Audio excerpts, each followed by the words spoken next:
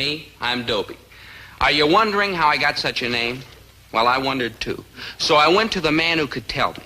A man who's never in doubt, who's always ready with a straight, firm, definite answer. How should I know? But you're my father, aren't you? You gave me that name. Oh, not me, boy. I had another name all picked out for you. A good one.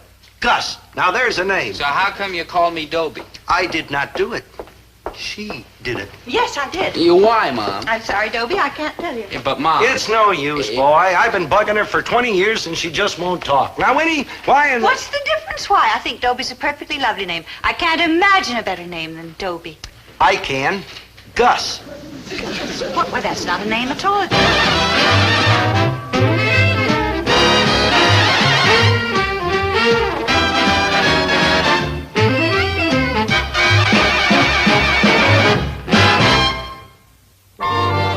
So my mother, for reasons known only to herself, decided to name me Dobie. She won't tell me why.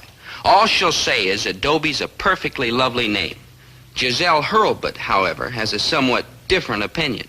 I think Dobie is icky and awful and too ridiculous. What's in a name, Giselle? The important thing is that you and I love each other, and we always will, and after graduation, we will be married. And after we're married, what? Bliss, happiness. You and I, hand in hand, walking through fields of wildflowers. No, my friend. After we're married, you're going to get a good job with a good corporation and work your way up to a vice presidency. And we're going to move into a split-level house in the suburbs and have 3 children, two boys and a girl. Yeah. And I'm going to join the PTA and the Red Cross. And someday my picture will be on a society page pouring tea for some worthy organization. And what's it going to say under the picture? Mrs. Dobie Gillis? How can you do that to the woman you love? And what about yourself? You go to work in a big corporation. You want to become vice president. The manager takes one look at your name. Do you think he's going to put a name like that on a vice president's door? Are you finished? Yeah. Okay, so it's not the greatest name in the world, but there's nothing I can do about it. Well, there most certainly is. Like what? Like change it. Change my name? Lots of people do. Sure, movie stars, people like that, but not people. No, it's very simple. All you have to do is go to the judge and fill out some papers. Giselle, I can't. You say you love me. Oh, I do. And you say you climb the highest mountain And for me? swim the deepest river. And... I know. And bring me moonbeams in a jar. And the perfumes of Arabia and the pearls of the Orient. Right. So why don't you go change your name? I don't know, Giselle. It seems so kind of weird and spooky and unnatural. You rang? No, Maynard, I didn't ring. Boy, am I glad I found you, good buddy. Got some real good, important news for you. Go away, Maynard. No, Maynard, don't go. I wasn't going to, girl. He's always telling me go away. It's like rough, manly humor, isn't it, good buddy? No, it isn't, good buddy. I want to ask you a question. Shoot. Yeah, you're going to regret this, Giselle. See, these people already regret it. Your name was Dobie Gillis. Wouldn't you change it? I sure would. That's a crazy name. See? I'd change it to Dobie Sigafoose. Right. In fact, I changed Dobie, too. Aha! Aha, Sigafoose? No, I don't think so. I think it was something like Leon. Goodbye, Maynard. Some more rough, manly humor, huh, Dove? Yeah, you're not going, are you, Maynard? Good thinking. Come, my dear, to a secret place I found just built for 2. I'm not going anywhere now or ever with Dobie Gillis. Dobie, indeed. I'm giving you exactly 24 hours to go to the judge and change your name to something normal and reasonable. 24 hours. Now make up your mind. Will you or won't you? Look, can't we talk this over? We have talked it over. And over and over and over. The time for talk is past. If you love me like you say you do. I do. Yes, I do. Then you'll, meet me here tomorrow? Yeah, I'll do with it. a brand new name? I'll do it. I hope you mean it. No, I mean it. I'll see you tomorrow. No, I'll be here. With a new name? With a new name. With a new... 24 hours. That isn't much time to think of a new name. What's the problem, good buddy? I already got one picked out. Like Maynard? Good thinking. But if I was Maynard and you were Maynard, how would we know which was which? You got a point. So have you, Maynard, right on top of your head. Some more rough, manly humor, huh? Oh, yeah. I'm sorry, Maynard. I didn't mean to insult you, but she's got me all shook up. Now, be a good fella and flake off, will ya? I've got to think. Yeah, me too. Now, let's see. What'd be a good name for you? How about Milton? No, Maynard. Leroy? Julius? Hey, I got it. Wenceslas. Now, why didn't I think of that? Yeah, he was a good king, Wenceslas. You remember the song? Jingle bells, good King Wenceslas went fa la la la la la la la la. Maynard, Merry Christmas and goodbye. Some more rough, manly humor, huh, good buddy? Gee, how did a jolly jokester like you get mixed up with Dr. D.W. Klein? Maynard, what are you talking about? He sent you a telegram. The Dr. D.W. Klein? Yeah, the guy whose picture's always in the paper giving advice to presidents, inventing the atom and stuff like that. You mean Dr. D.W. Klein, the scientist and humanitarian and Nobel Prize winner? Yeah, him. What's Dr. D.W. Klein got to do with me? I just asked you, good buddy. You gotta learn to listen. Yeah, I'm listening. He sent you a telegram. Mrs. G told me to bring it over to you. Yeah. Mrs. G, that's your mother. Yeah. And Mr. G, that's your father. Yeah, and Dobie G, that's you. I know all that. Here, let me read it. You don't have to, Dobie. I already steamed it open. It wasn't easy. I used cold water. It says, Dear Dobie, most urgent you come to New York tomorrow to see me. We have much in common to talk about. Signed, Dr. D.W. Klein. That's exactly what it says. What does he mean you have much in common to talk about? I don't know, Maynard. What could Dr. D.W. Klein possibly have in common with me? Your name. I don't get it. Yeah, what's the idea, Winnie? Yeah, Winnie. Maynard. Come on, Mom, let's hear it. The D in Dr. D.W. Klein's name stands for Dobie. Dr. Dobie W. Klein. And you named me after him? That's right. Yeah, you had to pick the D. Why didn't you pick the W? The W stands for Willis. Willis Gillis? Exactly. So you see why I had to pick Dobie. No, I don't see, Mom. Why'd you name me after this man in the first place? Yeah, get to the point, Winnie. Yeah, Winnie. Maynard. Dobie, about 2 weeks before you were born, I read in the newspaper about Dr. Klein. He had just been awarded the Nobel Prize in Physics. But the article said that he was not just a great physicist. He was also a great humanitarian and philosopher. And he did all kinds of good things for people and served on important committees and worked day and night to make the world a better place. Gee, I'm getting all misty. Well, I wrote Dr. Klein a letter, and I asked him if he would mind if I named my baby after him. Provided, of course, that it turned out to be a boy. Did it? Well, he wrote back, oh, it was such a lovely letter, and he said that he didn't have any children of his own, and he would be delighted to have me name my boy after him on one condition. He wanted to know all about Dobie's progress in the world, and he asked me to write him letters about everything that happened to Dobie. His first tooth, his birthdays, his friends. That's good. His marks at school. That's bad. But, Mom, how come you never told us any of this? Well, frankly, I was a little embarrassed. I mean, doesn't it seem kind of hoity-toity? Me, a simple housewife, and Dr. Klein, one of the greatest men in the world? It seemed, well, a little immodest of me to name my boy after such a great man. But after all, Dr. Klein doesn't seem to mind, does he? He sent you a telegram asking to see you, didn't he? Okay, Winnie. You naming the boy after a great man like Dr. Klein, this I can understand. And you being a little embarrassed to tell about it, this I can understand. But him sending a telegram inviting Dobie to New York, this I don't understand. The answer is right here in the evening paper. Dr. D.W. Klein forsakes world. The great scientist and humanitarian, Dr. D.W. Klein, today announced his permanent retirement from the civilized world. He did not divulge his future plans, but sources close to the eminent physicist say that he intends to retire to the unexplored jungles of Brazil and establish a hospital among the savage tribes there. You see, Dr. D.W. Klein, possibly the greatest American, is retiring from the world, and before he goes, he wants to see our son. Isn't that wonderful? Mom, listen. Quiet, boy. Winnie, if Dr. Klein, who is probably the greatest living American alive, asks a favor of Herbert T. Gillis, you can be sure that Herbert T. Gillis will show the good doctor, in his own small way, that he is a great American alive, too. What are you going to do, dear? I am not only going to let Dobie go to New York, I am to go along with him personally. Oh, yeah, me too. I want to meet one of them city slickers and buy me some gold bricks. Oh, man, I always wanted some of them gold bricks. Yes, perhaps you had better go along. Yeah, turn these country boys loose in New York alone and somebody will steal their suitcases. Mom, Dad, naturally I'd like to go to New York and meet Dr. Klein, but I can't do it tomorrow. But it has to be tomorrow, dear. He's leaving for the jungle. I can't. I've got something important to do tomorrow. Like what? Well, it's kind of hard to explain. No, it isn't, Dobie. You have to go down and see the judge tomorrow and have your name changed. Have you flipped your wig, gonna change your name just when it's getting you a free trip to New York? What in the world do you want to change your name for? No, what a stupid question. Who's the chick? Her name is Giselle Hurlbut. Her name is Giselle Hurlbut, And she wants you to change your name? Well, let's face it, Mr. G. Dobie is kind of a weird name. Wouldn't it be better if you had a nice name like Irving or Flicka? It certainly would not. Dobie is a fine name, a proud name. You are going to New York tomorrow. Let's have no more nonsense about it. But Giselle will dump me. Look, dear, you just go to this girl and explain to her the great man that you're named after, and I'm sure she'll change her mind.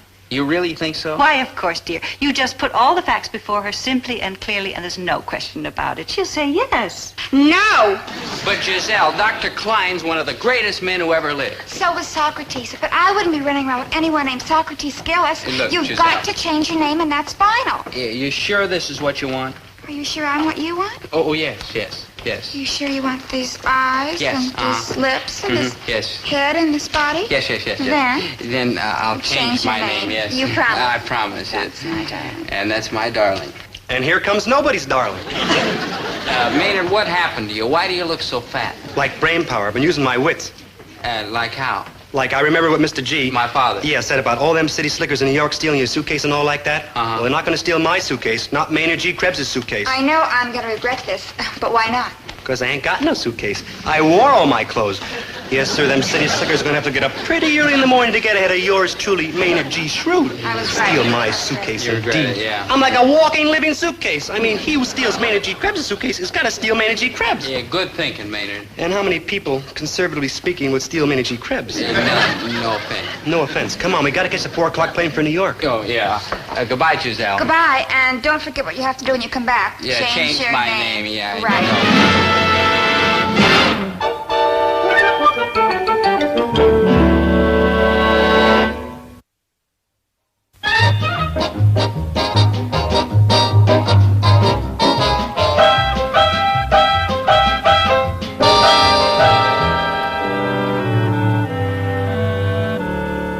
Ladies and gentlemen, this telecast is coming to you from the anteroom of Dr. D.W. Klein in the School for Advanced Learning at Eastern University. As I look about me, I can see some of the most famous faces in this nation. Scientists, diplomats, United Nations delegates, authors. I could go on and on with the list. These people are the good doctor's friends, associates, and well-wishers who've gathered here to bid him a bon voyage to a destination unknown. Here we have Dr. Klein's longtime assistant, Dr. Charles Graham. Dr. Graham, can you tell us, sir, when we may expect Dr. Klein to come out of that door and speak to us? Oh, you can't expect him at all. That's what I've been trying to explain to these gentlemen of the press. Oh, surely there must be some mistake. Do you mean that Dr. Klein is not even going to say goodbye to this gathering? Oh, the doctor will say goodbye, but only to one particular person. And who is this person?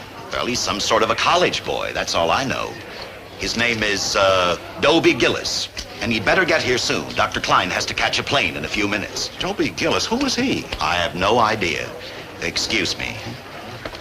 Think of the irony of it, ladies and gentlemen. Dr. D.W. Klein's last few minutes in the civilized world will be spent with some shadowy, mysterious youth from another world. You rang? Oh, dear. Are you Dobie Gillis? Oh, dear, I'm Maynard G. Krebs. Oh. Kindly bear with us, ladies and gentlemen. There's some small mix-up. Oh, there ain't no mix-up. I'm Maynard G. Krebs. Dobie took the wrong subway train, and his father went to find him. He took the wrong subway train. Then I went down the subway. But you didn't take the wrong train. Nope, I walked along the tracks. Ladies and gentlemen, Dobie Gillis has been detained, but while we wait for him, we'll speak to his friend, Mr. Maynard. Are all these cat city slickers in disguise? Not exactly, no. Of course, I want to buy myself a gold brick to take home as a souvenir. Yes, ladies and gentlemen, shy and beardless. Beardless? Oh, come now. Mr. Maynard, could we have a few words on... Well, it all depends. I only have a limited amount. I see you have a sense of humor. Mr. Maynard, would you please stand a little closer to me so the television audience I'm can like see on you. television? Oh, yes, you are, yes. Like hi, Josie, like hi, Rosie, like hi, Hilda. Let's get back to your friend, Dobie Gillis now. Yeah, my guppies. To get back to your friend, Dobie Gillis, why did Dr. Klein want this youth to pay him a visit? Mr. Maynard. Oh, Dr. Klein didn't pay him. We each bought our own ticket, except my father bought mine. I've had a standing offer from my father for years. He'll pay my transportation to any place in the world, one way. Which one of these cats is Dr. Klein? None of these cats. Is Dr. Klein. I mean, Dr. Klein is waiting in his private office. Tell us, what does Dobie Gillis's father do? Oh, he runs the Gillis grocery store. You know, fancy fruits and vegetables and cheese. It smells so bad they gotta send it out of France. Hold it! I am the father of Dobie Gillis. Ah, here is Mr. Gillis now. Tell us, where is your son, Dobie? Oh, he'll be here. Got lost, huh? You never mind about Dobie. He'll be here any minute. In the meantime, I suppose you would like to have a few words from his father? Well, we really don't. Never mind. I'm happy to oblige. First of all, I would like to say hello to all my good friends out there in Bison Lodge number 38 who have done so much to build up the community. Oh, yes, and a little word to my good wife, Winnie. Hi, Winnie. Now, let's get back to your son, Dobie, Mr. Gillis. Oh, yes, my son, Dobie Gillis. Well, to understand Dobie Gillis properly, you must first understand his parents. Now, take me, for instance. His father, Herbert T. Gillis, yours truly.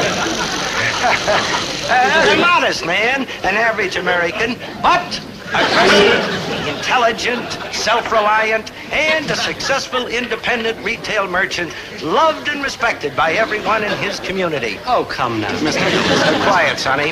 Herbert T. Gillis, American, citizen, taxpayer, and a veteran. I was in WW2. That was the big one, you know. Came out of first sergeant with the good conduct medal.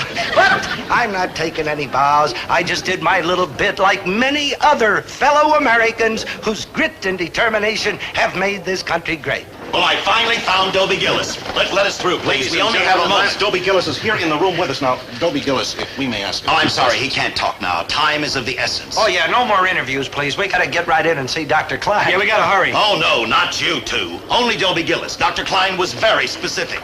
Dobie Gillis, you will be the last person in the civilized world to talk to Dr. Klein. You alone will hear his final message. Remember it well. Every word. We will all be waiting.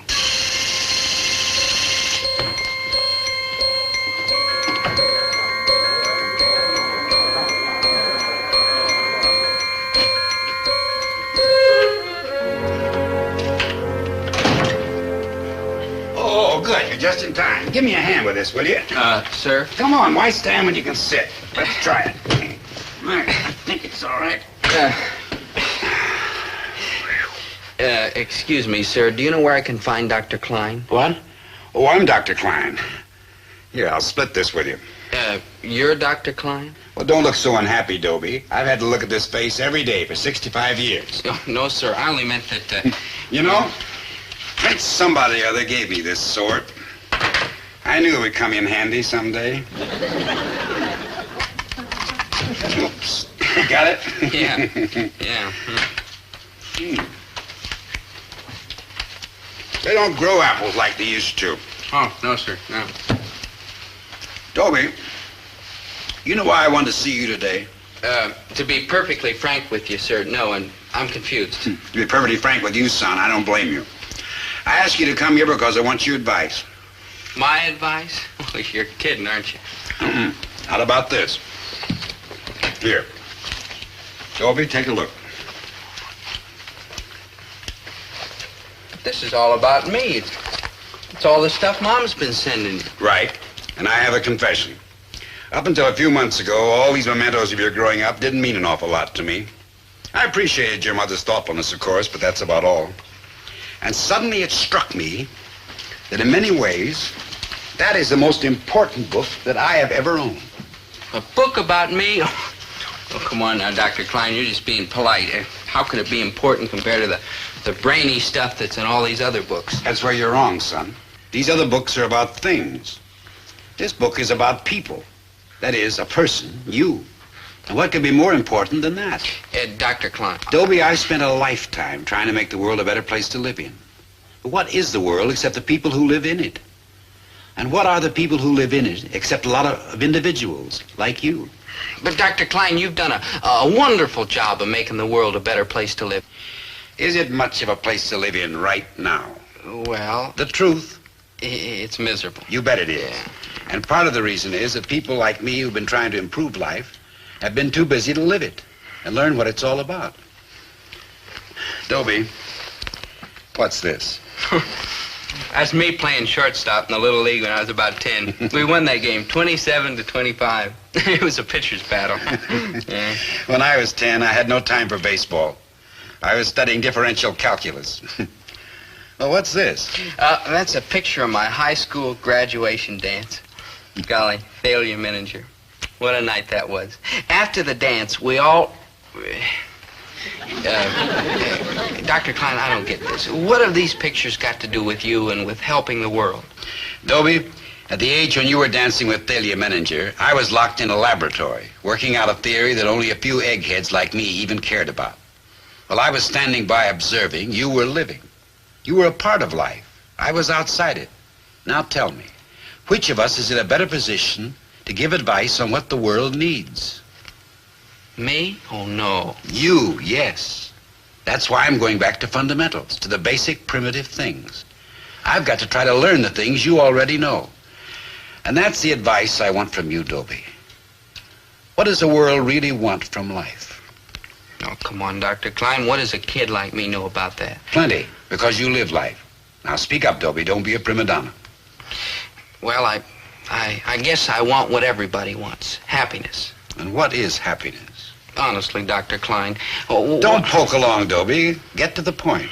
Well, one part of happiness is having a girl. A girl? Well, a girl, of course. And friends, people you care about, people who care about you. Yes, that we know. Well, everybody wants a chance for an education so they can learn how to make a living. True. And they want some time to enjoy themselves after they're through working so they can make that living mean something. Of course.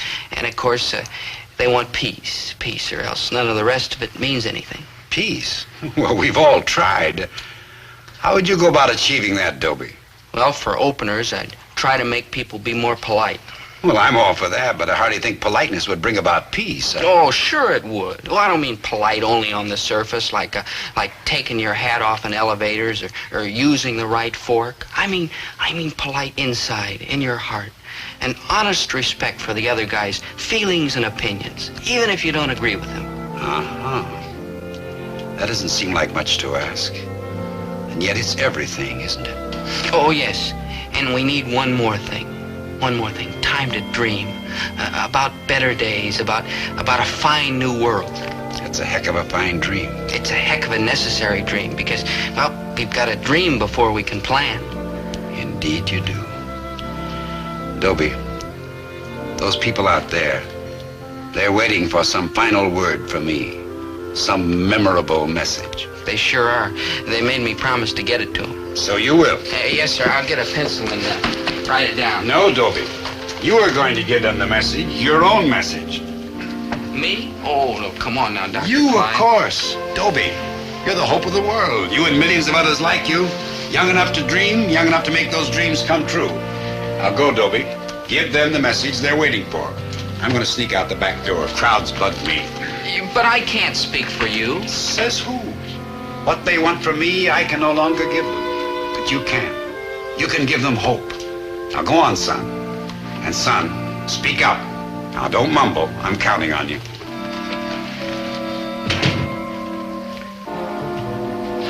I wonder what's keeping my good buddy so long. Your good buddy is ruining Dr. Klein's schedule. Oh, he's probably in there telling the good doctor all about his folks, that's all. Or about me, his good buddy. Oh, I wish he could. Come right over this way to the television camera. Ladies and gentlemen, this is the moment we've been waiting for. Young Dobie Gillis has at last re-entered the anteroom from his visit with Dr. Klein. Now America and the world will hear Dr. D.W. Klein's final message to us all. Well? Well, he said, he didn't say much. He's an awful nice man. Yes, we all know that, Dobie, but try to be specific. We're all waiting. Dr. Klein said, Yes, let's Dobie, see, yes. Well, he said, be kind to each other. He said, have a dream. He said, believe in that dream. Now, I guess that's all. Thank you, Dobie, for bringing us these final words of wisdom from one of the great souls of our time. Brave words, strong words. Mark these words well, ladies and gentlemen. Be kind to each other. Have a dream. Believe in that dream.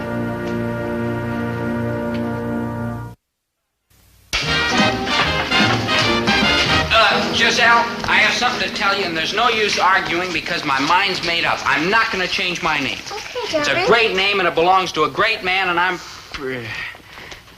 did you say okay? That's what I said, okay. You mean you don't care if I don't change my name? No, Dobie. I think it's very important to stick up for the things you believe in. Well. What made you change your mind, Giselle? Well, you see, Dobie, I'd like you to meet my fiancé, Albert Chalmer Jr.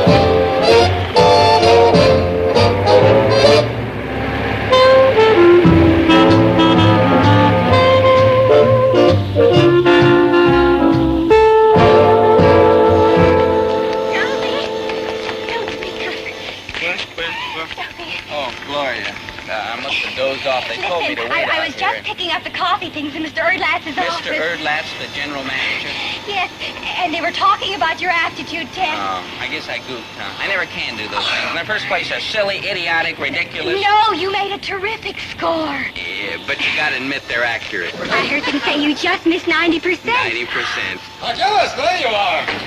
Last but not least. Congratulations, old man. You made the team. Oh, thank you, Mr. Erlath. Thank you. Don't thank me. Thank Gloria. We've been having Dobie Gillis without donuts all week. It was either hire you or lose the best little coffee girl we've ever had around Lumpkin. Yes, sir. She's been an inspiration, sir. Well, where do I start, sir? Production? I've got a lot of zingy ideas how to double the output. Well, no, curve. Gillis, it won't be production. Personnel, management, public relations. The quicker I get an overall grasp of the big No, picture. Gillis, no. As a matter of fact, I'm going to put you in our cutwood residue collection and relocation program. Oh, sounds like a challenge, sir. What do I do? You sweep up the sawdust and put it in the furnace. Sweep? I'm a janitor? Glad to have you aboard, Gillis. So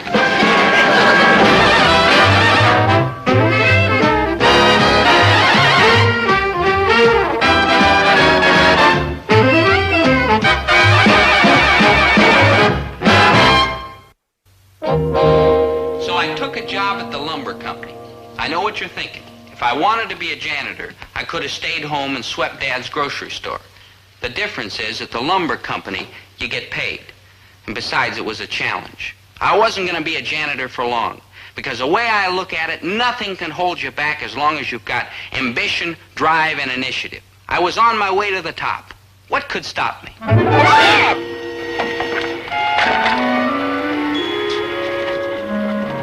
Hi, Mr. Erdlatz. What are you doing? What is this Just thing? a little conveyor belt I rigged up, sir. It cuts sawdust burning time down 3.7 seconds. Just a minute, Gillis. Do I understand you constructed this contraption on your own initiative? Yes, sir, just an Well, experiment. get it out of here. What do you think this is? Sir, it didn't cost the company a cent. I get my power from this old bandsaw. Bandsaw? Bandsaw? So this is where it is. We've been looking for this thing all over the plant. Gillis, do you realize you cost us a whole morning's production on orangewood cuticle sticks? Yeah, but I thought... You're not being paid to think. As a matter of fact, you're not being paid. I'm docking you 1 day's wages for this. Yeah, but, sir... And get rid of this monstrosity! Are you all right, Mr. Erdlatz? Are you all right, sir? Oh, that does it. You mean... I mean you're fired. Gillis, take 2 laps around the furnace and turn in your broom. Please. He was just trying to show initiative, sir. What are you doing here? Aren't you supposed to be in the cafeteria or something? It's almost lunchtime. Well, yes, sir, I'm just going. Oh, and by the way, the boss's daughter's looking all over for you. I forgot about her. Oh, Mr. Erdlatz, how about him? Yeah. How about him, huh? Mr. Erdlatz, give him another chance. After all, he did get a good grade on his aptitude test. Whoever told you that is Dingy's a clock shop. Well, I heard you say so yourself. Me? Well, you said he just missed 90%. I said he missed 90% of the question. I mean, according to our figures, you've got an IQ of about 8.7. That's just 2 decimal points lower than the garter snake. All right, so I got a little mixed up on the true and false part. He always puts the X's in the wrong place. Yeah. Oh, besides, Mr. Erlath, it's practically inhuman to fire somebody after just 2 days. Well, maybe you're right. Besides, if I fire him, who'll hire him? You become a public charge, and there go the taxes again. All right, Gillis, you're still on the team. Thank you, sir. Don't thank me. Thank Gloria. She saved your job for you. But it's the last time. From now on, you're on your own. One more fumble, you're out of the game. Don't worry, Dobie. Me worry? It's little setbacks like this that make me all the more determined to claw my way to the top, even if Mr. Erlath does think I'm some sort of a scroungy, low-down, knuckle-headed schnook. You rang? Like hi, Dobe, like hi, Gloria. How's the big lumber typhoon? Maynard, that's tycoon, and what do you want? Man, Dobe, you sure are getting forgetful. You left your lunch right on the table. Your mom sent me over with it. Oh, thanks a lot, Maynard. I'm awful hungry. I'm not. You're not hungry? How come? I just ate your lunch. Maynard! That's all right, Dobie. You can have lunch with me in the cafeteria. But aren't you... I'll be finished serving in half an hour. We'll practically have the whole place to ourselves. I'll fix it up with the cook. Oh, that's too much trouble. But I want to. It'll be a little party, a little welcome to Lumpkin party. Whistle. I've got to fly. Stay in the cafeteria 30 minutes. You know, Dobe, I never thought I'd ever say this about a girl, but that Gloria, she's like a real human being. I mean, she's sweet and kind and good and helpful. And if you want to go for her, you got my blessing. Is that you talking? You, Maynard G. Krebs? Look, Dobe, this in no way constitutes an endorsement of girls in general, just this one particular chick. I say, if you want to go steady with her, go. Well, to tell you the truth, Maynard, we're practically going steady now. We've been out 2 nights in a row, and I like it. I'm getting sick of different girls all the time. It's ridiculous. It's for the birds. It's wow. It's wow? Yeah, boy, is it wow.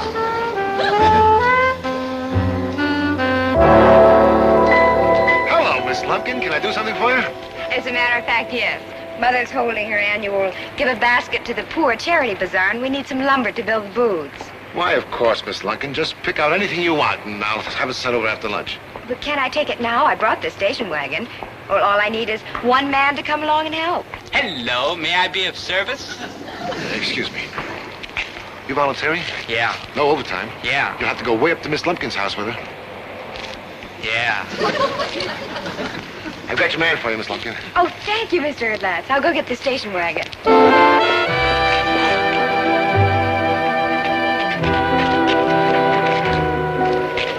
Dobe, how come? How come what, Maynard? How come you're getting all gussied up? Who knows, Maynard? We might have to stop for a bite somewhere, a bottle and a bird. It is lunchtime, you know. But what about Gloria? Gloria who? Gloria who? Gloria who you're never going to forget because she's so nice to you. Don't be funny, Maynard. I know who Gloria is. I just wasn't listening, that's all. Yeah, Gloria who's going to give you a nice little welcome to Lumpkin party. Maynard, will you stop with the Gloria who? Just because she got me a job, you act like we're going steady or something. But you said that you know... Maynard, I'm donating my lunch hour to charity. Is that a capital offense? I bet you wouldn't be donating no lunch hour if it was for some poor old lady instead of that slick society chick whose father's going to make you into a big lumber baboon. Maynard, that's tycoon. No, in your case, baboon. And do you really think I'd double-cross a nice girl like Gloria just to get to the top in the lumber business? Maynard, never mind.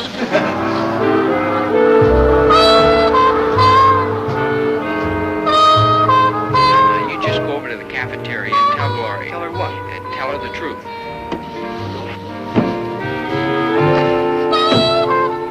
Yeah. Tell her I'm helping a poor old lady. Yeah, you better watch out for that poor old lady. Go, Maynard. No, Dope, I know the sleeky society types. So long, She'll Maynard. cream you like cauliflower, good buddy. Goodbye already, and trust me.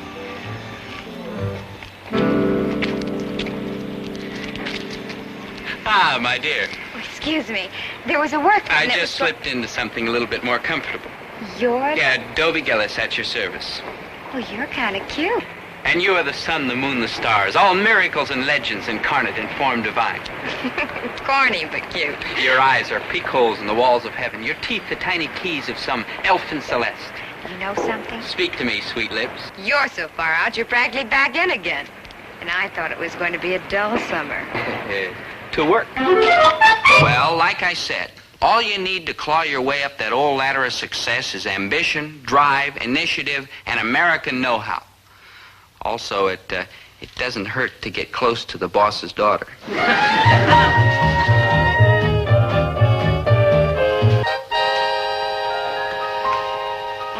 Yes.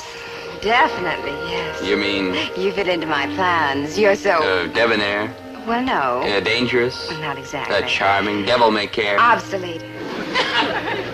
Obsolete? What I mean is that they don't make boys like you anymore. Thanks a lump. You're so homey and comfy. Like deep dish apple pie, galoshes. Is that good? Oh, for me, that's good. Oh, Pamela. Over here, Daddy. Good, good. I see you got the lumber. Thanks to Mr. Now we can Gillis. start Dobie, building I'd a like you to meet platform my for the father. design. Oh, well, how do you do, sir? Mr. How do you Gillis? do? Did you have much trouble getting it up here? All it took was a little ambition, drive, and initiative. Ambition drive? Mr. Gillis works for your daddy, and this is my mother. How do you do? And just what do you do at the company, Mr. Gillis? He's a janitor. Oh. But he won't be for long, will he, Daddy?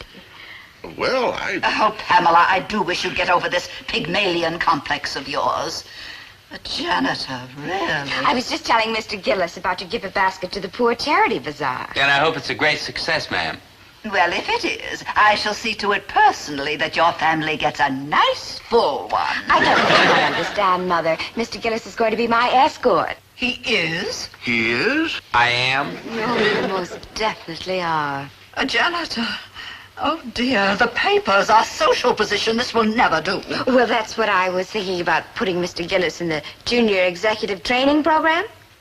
Oh. Junior Executive Training Program? Well, I suppose it is the only answer. Woodrow? Oh, I suppose I can hammer him in somewhere. We better go have a talk with Mr. Erdlatz. I'm sure he'll be delighted. What did you say your name was? Dobie Gillis. Dobie Gillis? He doesn't sound too... Oh, don't worry about a thing. You see? Yeah. Well, Gillis, I just told Mr. Erdlatz the good news, and he's very happy. Right, CJ? Well, happy isn't exactly the word. Here, just give me the ball, sir. I'll hit the line. I'll smash through for a touchdown. All right, Gillis. Time out, time out. Now, the game doesn't start till after lunch. See me in my office at 1. Yes, sir. Gee, Pamela, I'll never forget you for this. Oh, this is just the beginning. I've got plans for you, Dobie. Big plans. See you tonight. Tonight? That'll be what? That'll be fine.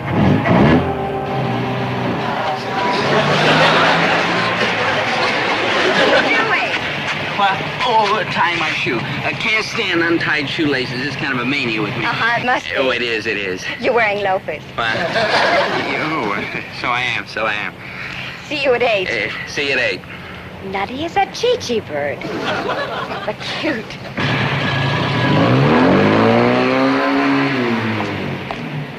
Oh, hi, Gloria. Did you do something? Oh, no. Look, Gloria. Maynard told me. Told you? Oh, helping a poor old lady with a charity bazaar. Oh, Dobie, I think that's wonderful. You're all heart. I am. Just for that, you get homemade fudge tonight. Tonight? Well, you did say you were coming at 8, didn't you? 8 o'clock? Oh, is that too early? Well, no, it's fine. Except, well, you see, Oh, well... Dobie, instead of making it 8 o'clock tonight, let's make it 7:30. We'll catch Daddy right after dinner when he's full of food. You know, it's never too soon to start thinking about another promotion. That'll be fine, Pamela. See you then.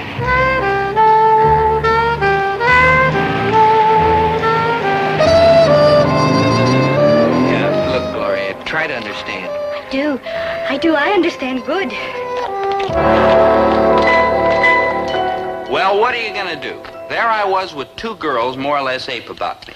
On the one hand was Gloria Mundy, one of the sweetest kids who ever hit the pike. And on the other hand, there was Pamela Lumpkin. And if you don't think she's got her points, you haven't been paying attention. If I take Pamela out, I'm a heel to Gloria. On the other hand, if I take Gloria out... You're a janitor again. Believe me, Pamela, she's just an old friend. Don't you trust me? Not to give you a short answer, but... No! I thought you were seeing that Gloria. Believe me, Pamela, she's just Gillis. an old... Oh, hello, Miss Lumpkin. Gillis, did you process those personal recommendations I asked for? Oh, yes, sir. I whipped them up this morning. Here they are, sir. Good. Keep hitting that line, Gillis. Keep hitting it hard. Yes, sir. You'll make the varsity yet. Gillis. I understand there's to be a prize for the best costume tonight. Tonight?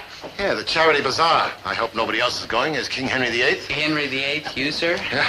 Gillis, I understand Miss Lumpkin is going as Cleopatra, you lucky dog. Gloria, I don't want to tell you your business, but the cup goes underneath the spigot. Here's your costume. And try to be there a little early tonight, because I wouldn't be a bit surprised if Dad had some good news for you. Good news? Another little promotion coming up?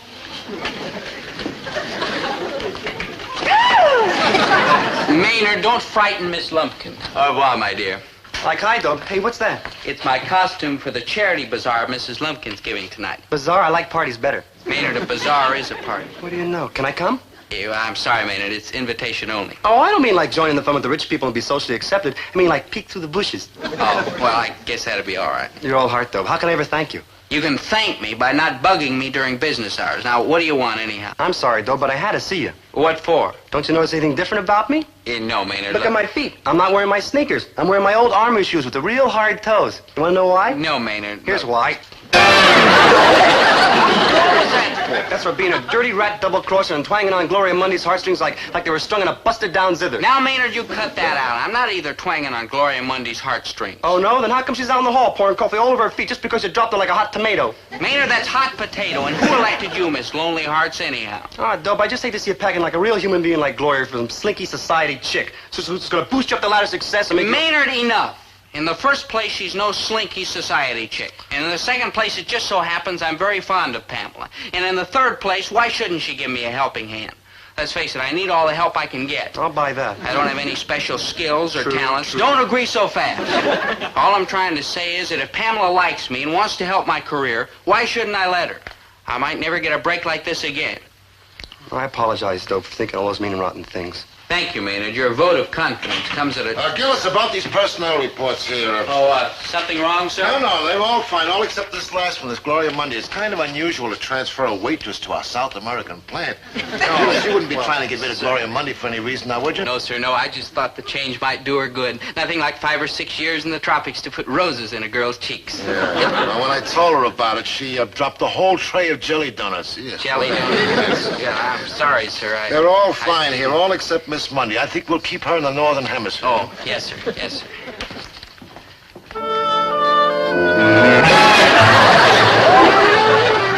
Like adios, rat.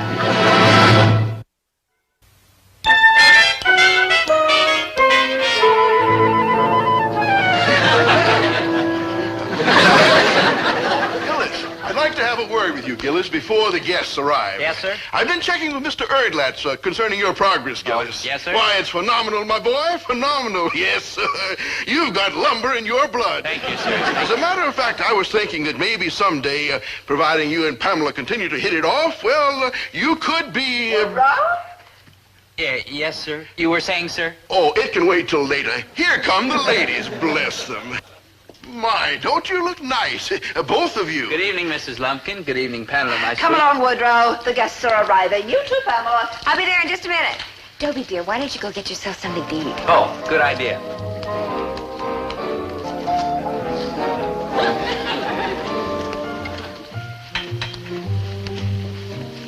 Gloria? Gloria, you're working here? Why not? I'm a waitress, true. Gloria.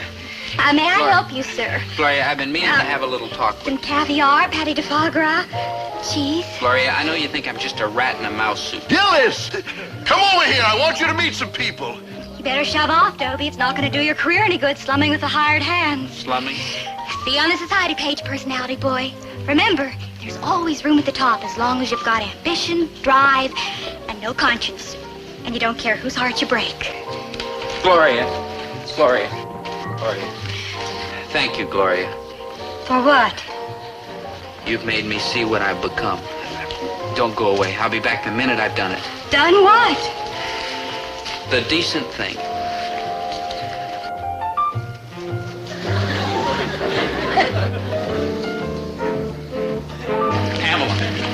Pamela. Oh, Dobie, come on. Guess who just got here? Teddy and Bunny and Kiki and Baba and Boo Boo. Teddy and Bunny? And Kiki and Baba and Boo Boo. They just flew in from Bermuda. Come on, you're just gonna love them. No, I'm not Pamela. Because I'm not going to meet her. What? I'll make this fast, Pamela. The surgeon's quick knife is kinder after all. Oh, Dobie, you've been at the champagne. No, Pamela. What I'm trying to say is we're finished. Finished? It isn't that I don't like you, because I do. You're beautiful and sweet and the kind of girl I always dreamed about. The trouble is I can't figure out whether it's you I love or the Lumpkin Lumber Company. I see. You've been talking to that waitress. Yes, I have, but that's not the point. The point is... But if you're going to be successful, you're going to be successful on your own, not because you're the boyfriend of the boss's daughter. True? True. Dobie, there's something you don't understand. I don't care if you're successful. I want you for yourself. You mean you'd be poor with me? Oh, happily. You'd live on frankfurters and beans, do your own housework, make your own clothes? Oh, I'd take in washing if necessary. You?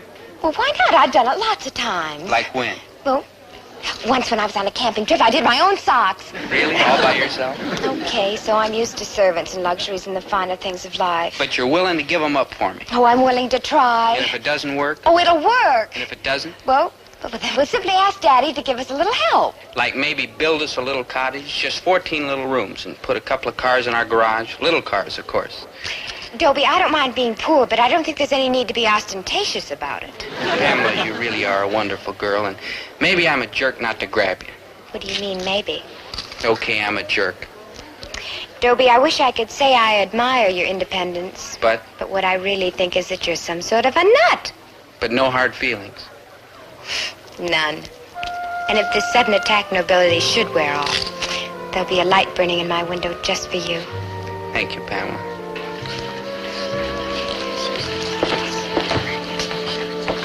Ladies and gentlemen, will you please line up for the Grand March and the judging of the costumes?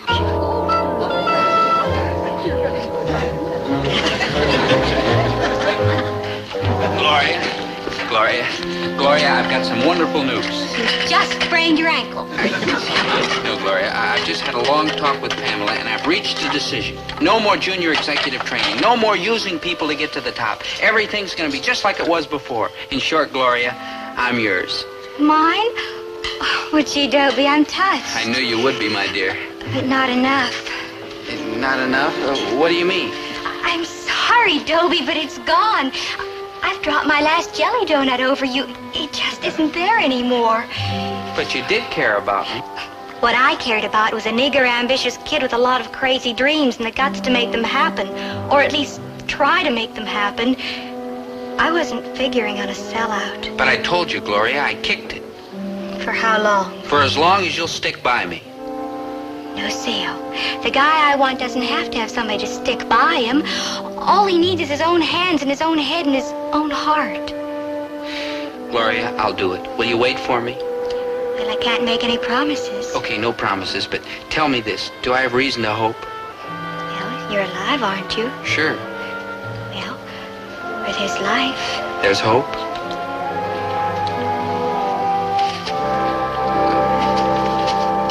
Ladies and gentlemen, the grand prize for the best original costume goes to the young man dressed as a chimney sweep. No. Well, a rag picker. No. A junk collector? No. I'm Maynard G. Krebsen. I wasn't even in the contest. I want to go home.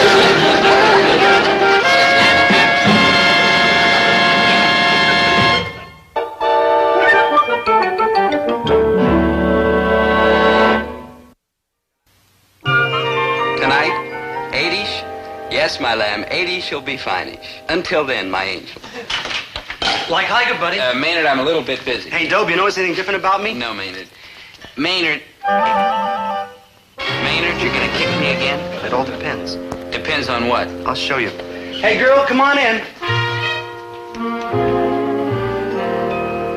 Hey, Dobe, are you sorry he was such a louse and a rat and a skunk to Gloria? Yes. He says he's sorry he was such a louse and a rat and a skunk to you. I'm sure he is. Well, I ain't. Hey, Dobe, you gonna try not to be such a louse and a rat and a skunk to Gloria from now on? Now, look. Yes or no, good buddy? Remember, I still got one hard boot. Yeah, all right, yes. He says he's gonna try not to be such a louse and a rat and a skunk from now on. Thank you, Maynard. I'll take it from here. Oh, watch it, girl. He's a terrible liar. Maynard. Oh, I know Dobie is, well, shall we say opportunistic? Shall we say sneaky? And I thought it all over, and I really can't find it in my heart to be mad at Dobie, for I know deep down he's a good person. Him? Oh, come now. Hey, Dobe, if you'd still like to go out with me, I'd be proud and pleased. That's fine, Gloria. I'll give you a call. When? Soon. Tonight. Well, as a matter of fact, I'm kind of tied up tonight. You see, I've got this exam in chemistry tomorrow. You ain't taking chemistry. Did I say chemistry? How silly of me. What I meant is... What you meant was you got a date with that slinky society chick. No, I haven't. Yes, you have. Maynard, you're a meddler. Girl, Bill was my dearest friend in the world, and you're like right. I mean, he does have good stuff inside of him. I mean, he's like loyal and decent and honest and true. But every once in a while, this crummy spell comes over him, and like I said, there's only one thing to do.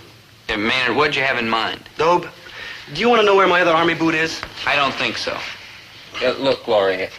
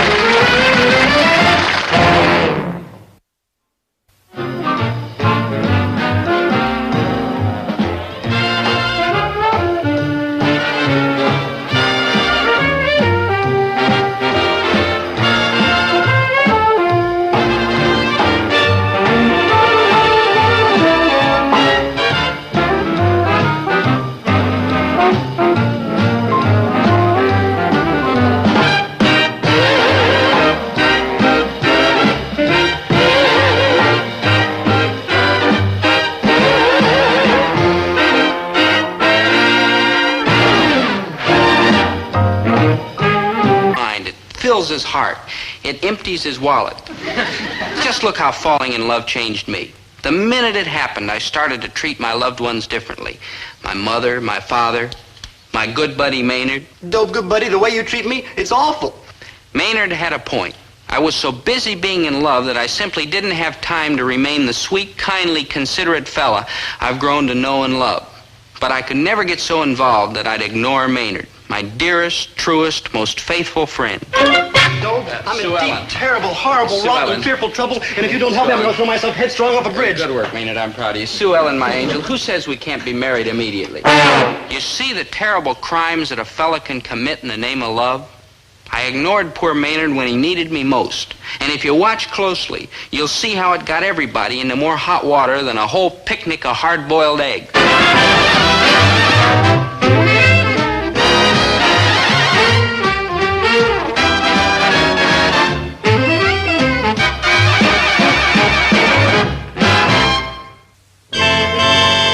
Remember in history how they taught you that Nero played the violin while Rome burned?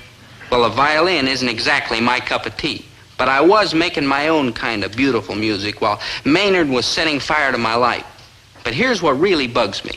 That whole carload of headaches could have been avoided if only somebody'd been willing to help him out. Maynard, I am willing to help you out. Just show me which way you came in. I was just leaving. I came here to talk to Dobe, but I know he ain't here because if he was, you'd be hollering at him. Well, Dobie's very busy these days, you know. He's the second assistant editor of the school newspaper. That's what I want to talk to him about. I'm taking this journalism class so I can be a writer for a newspaper, and I want to do good at it. Naturally. But I'm flunking. Naturally. Thank you, Mrs. G. Your confidence is indeed heartwarming. Don't mention it. But Mr. Pomper says if I write a story good enough to get printed in the school newspaper, he'll give me a passing grade. And you want Dobie to help you. Well, I'm sure he will. He's a very cooperative boy. No, that he is. And you know how much he likes you, Maynard. Because he is not too bright. Oh, for joy, because if Dobe helps me, he'll save me from a fate worse than death, namely work. Work! I'm going to go see Professor Pomfret right now and tell him I know I can write a real good story, because every day my English is getting more betterer and betterer. True, Mr. Krabs. If you keep up that progress, you may soon reach the heights of illiteracy. Gloriosity, you mean I got a chance to pass, Mr. P? Yeah, that's right, Mr. K. Dean Magruder here has asked me to give you one last chance by letting you write this story. You will try to do it right this time, won't you, Mr. Krebs? Oh, yes, sir, Your Deanship, yes. See, Krebs, it is important to the entire school that you pass this journalism course. Yes, I'm very lovable. You're very something, Mr. Krebs. Not only that, but if you fail one more course, you will set a state record for the greatest number of flunks in a single regulation-length semester. Now, this is hardly the kind of honor this institution is looking for. Need I remind you? Oh, you needn't. Don't worry, I'll do my best. I'll put every ounce of my head into it.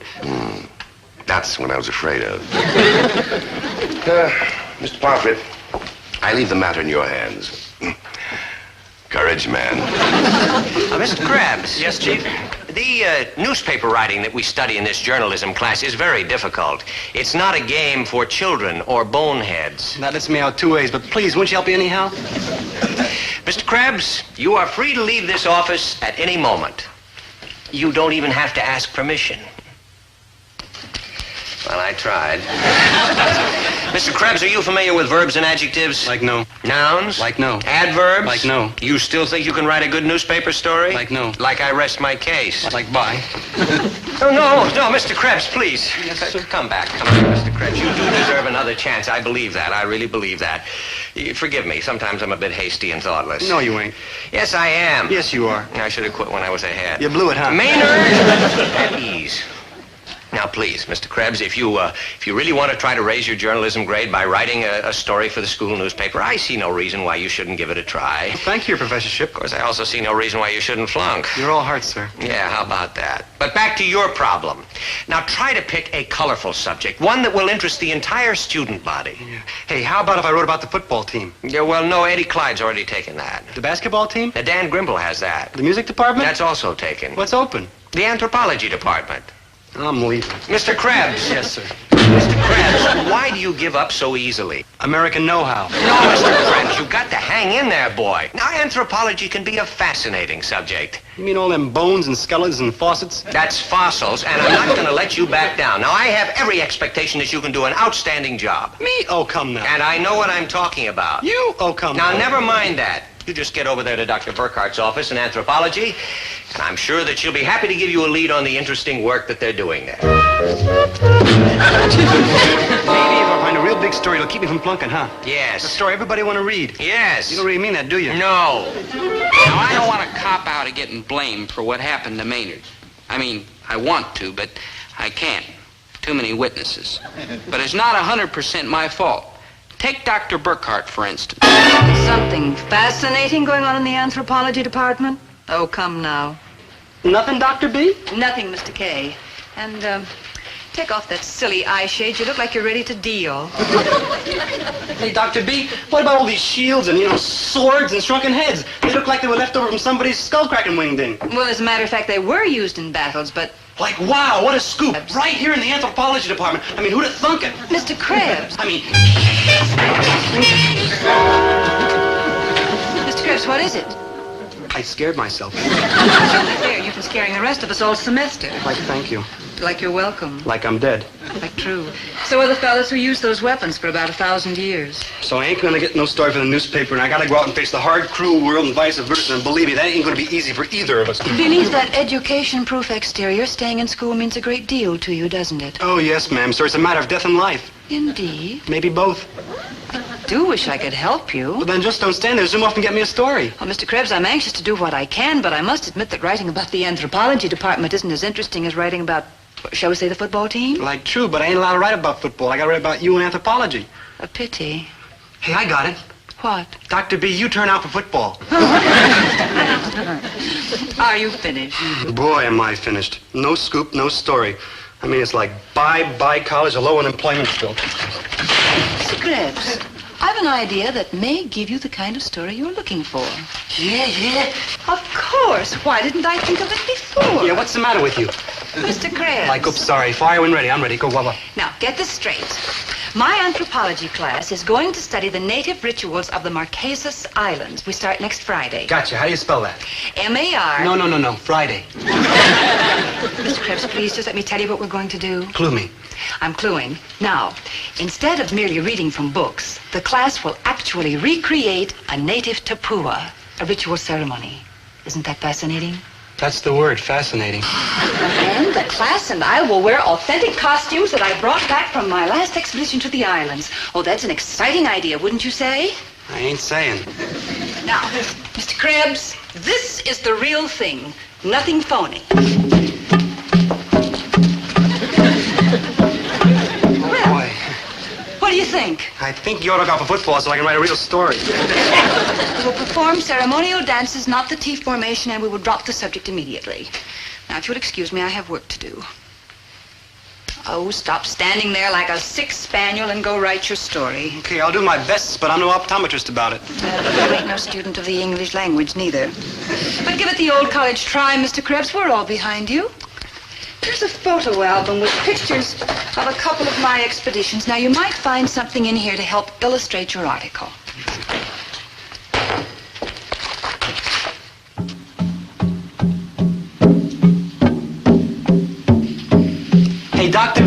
this one? Oh, well, what do you want, Mr. K? I'm afraid all the pictures are pretty blah. Blah ain't exactly the word. It's more like wow.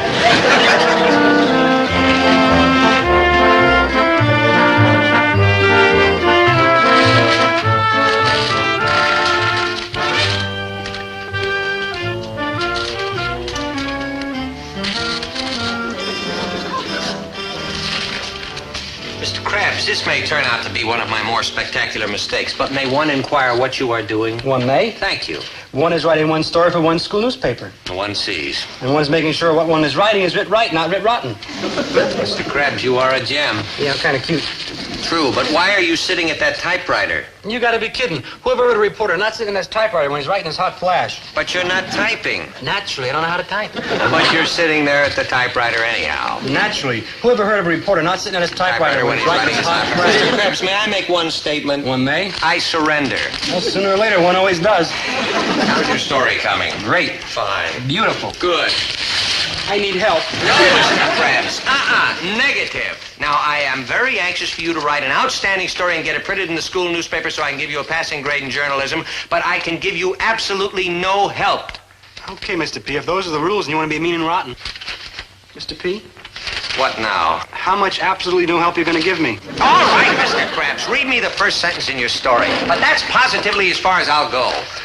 Next Friday, there will be a very nice and interesting demonstration in a nice and interesting classroom of a nice and interesting Dr. Stop, Mr. Krabs. Those are terrible words. I got to wash out my mouth with soap? No, I simply mean that they are flat and weak and colorless words. Now, when we're writing newspaper stories, we have to use strong, forceful phrases, not dreary words like nice. Take this downtown newspaper, for instance. Now, it may not be great literature, but it's brimming over with flavor and spark and excitement. That's why people read it. Take, for instance, this review of the movie that opened yesterday at the Bijou, 1001 Arabian Nights. Ooh, I seen that picture. It's real nice. There's that nothing word again, nice. Now, look at the words that they use in the paper to describe the picture. Wild, unbridled, pagan revel, raw, primitive, pleasure mad. Do you understand, Mr. Krabs? Yeah. I gotta go see that movie again. The same principle applies to any subject. Now look, here is a story about the state beauty contest with a picture of the winner. Now, how would you describe her? Nice. Pretty, cute, muscular. Now listen to the words they use. Dazzling, bewitching, captivating. I can't use any of them words, Mr. P. Why not? Can't spell them. And this is just what you need, Mr. Krabs. Don't be afraid. In here you will find the right words, and you will find how to spell them. Now, I have to rush off to the print shop.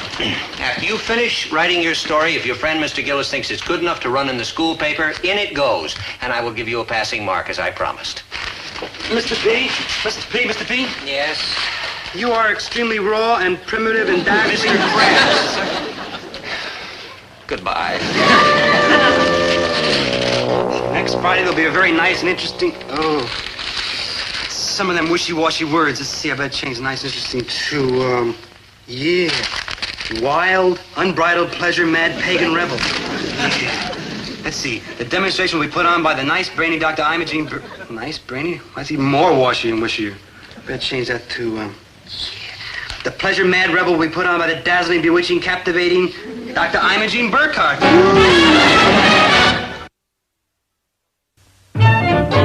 So the storm clouds were starting to gather. The disaster was starting to get disastrous. Now, one fella could have stopped all the trouble simply by not okaying Maynard's story. Who was that fella? Namely, me. And what was that fella doing? Pursuing his favorite pursuit, namely a girl. When Maynard shoved that story in front of me to sign, all I saw was blue eyes, golden hair, and the face of an angel. Not Maynard's. At a time like that, I would have signed a petition to redraft me and put me on permanent KP. Yep, I signed Maynard's story. And that makes me one of the great goof artists of the 20th century. I mean, I make Wrong Way Corrigan look like Mr. Wonderful. On account of me, Professor Pomfret reached a rather startling conclusion. Maynard had written a readable, printable, grammatical newspaper story. Take your story and photograph over to the press room, Mr. Krabs. Tell him I said it was okay to run it in tomorrow's edition. Don't you want to read it first? I mean, my little gem is beautiful. No, that won't be necessary, Mr. Krabs. I trust Mr. Gillis's judgment. After all, I appointed him as assistant editor of the student paper, and I'm an excellent judge of character. I'm due at the gym in 5 minutes for the faculty volleyball game, and I never miss it. How do you think I keep the old stomach in shape? Overeating? Oh, what a good day for that lovable newspaper man, Maynard G. Krebs, and for the school newspaper, and for that tantalizing, alluring, sultry, voluptuous Dr. Imogene Burkhardt, and for the whole S. Peter Pryor Junior College.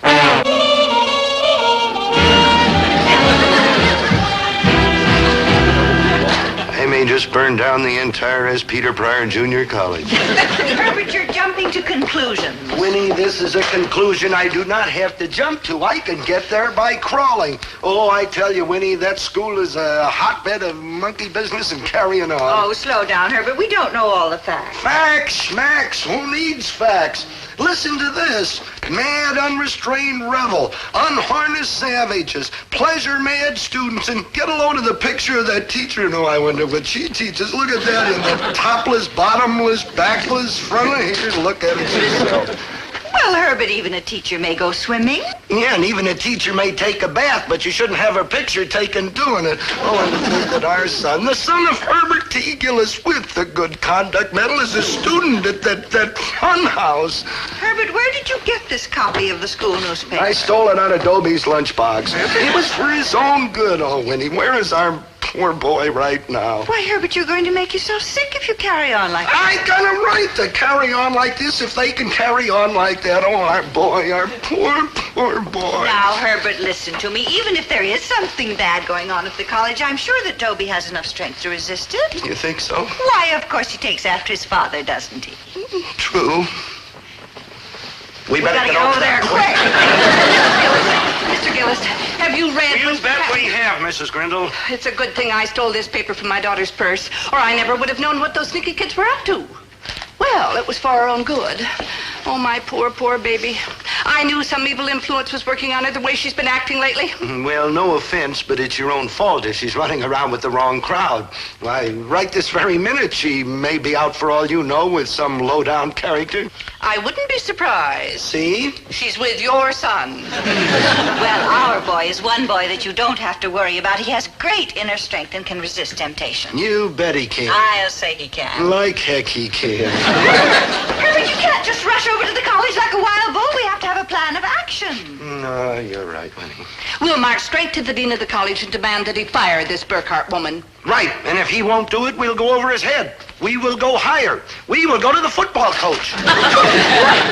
Right, and we got plenty of evidence here to get rid of her. Wild pagan revel, too.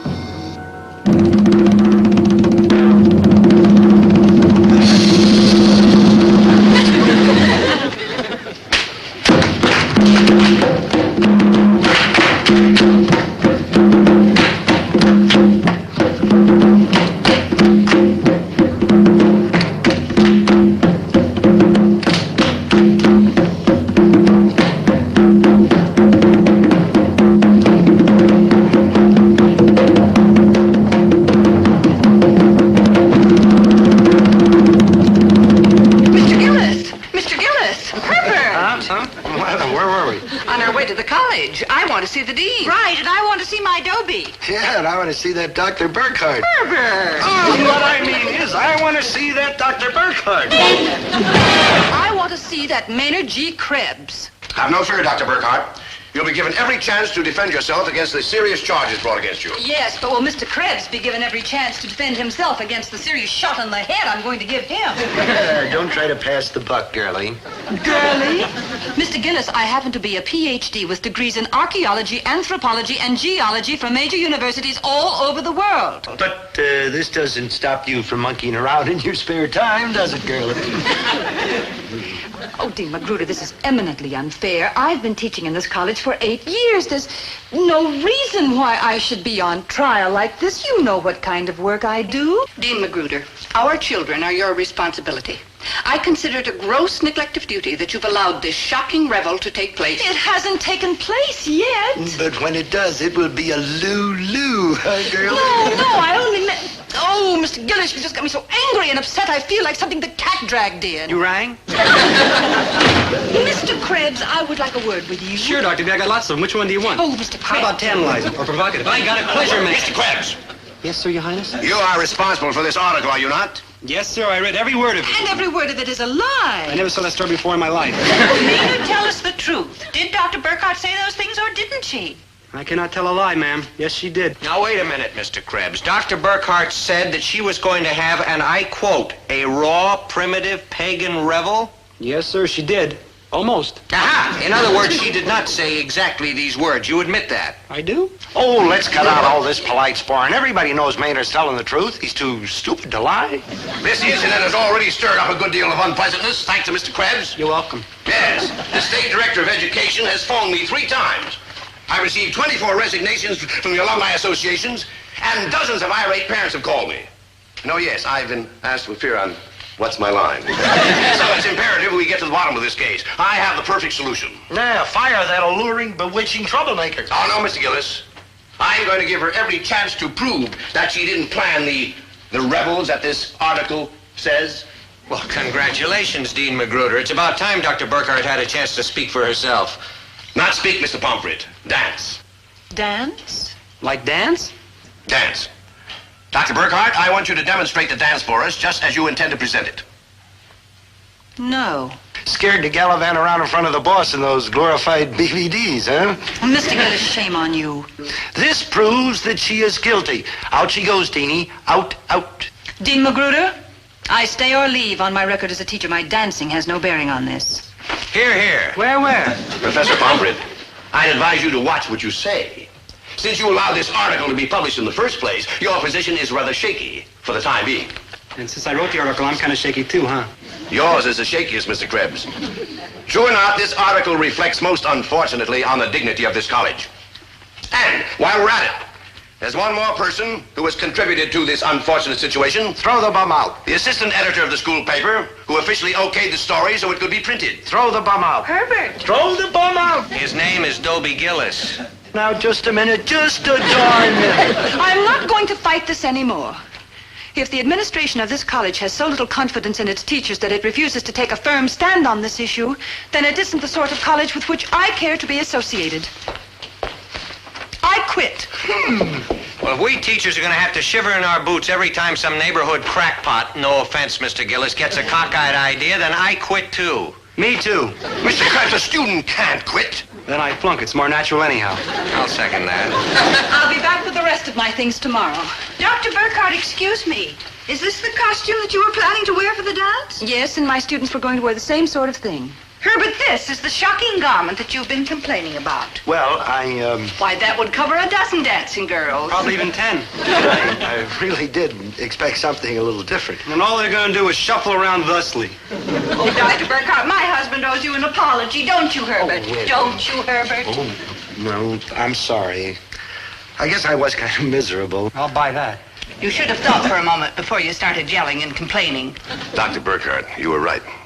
You've been a fine teacher, and that's all that counts, of course. So please stay here with us, huh? Please, I'm getting pretty misty, Dr. B. Very well, Dean. I'll stay. And what's more, you're all invited to my class on Friday. We're having a dance. Thank you. Hurry now,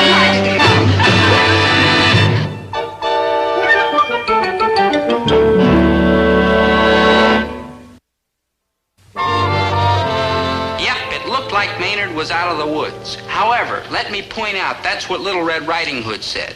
But the wolf had different ideas. You see, the decision had to be made on Dr. Burkhart's wild, primitive, pagan dance.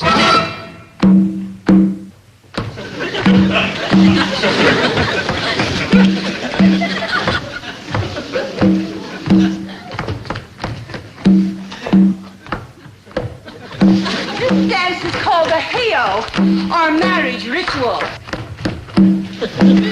This is what I made all the fuss about? Like true, my Aunt Walter does a racier dance than that. I got such a big mouth. Like true. Don't agree so quick.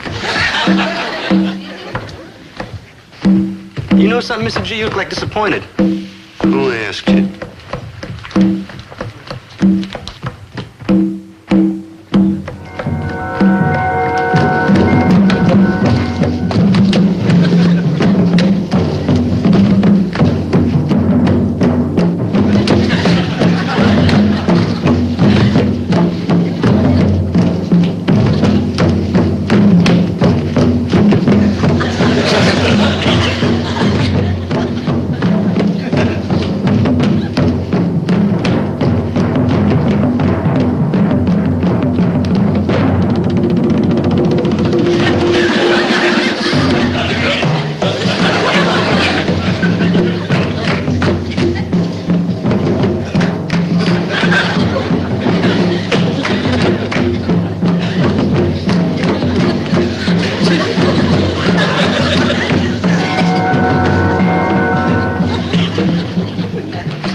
Mr. G? What?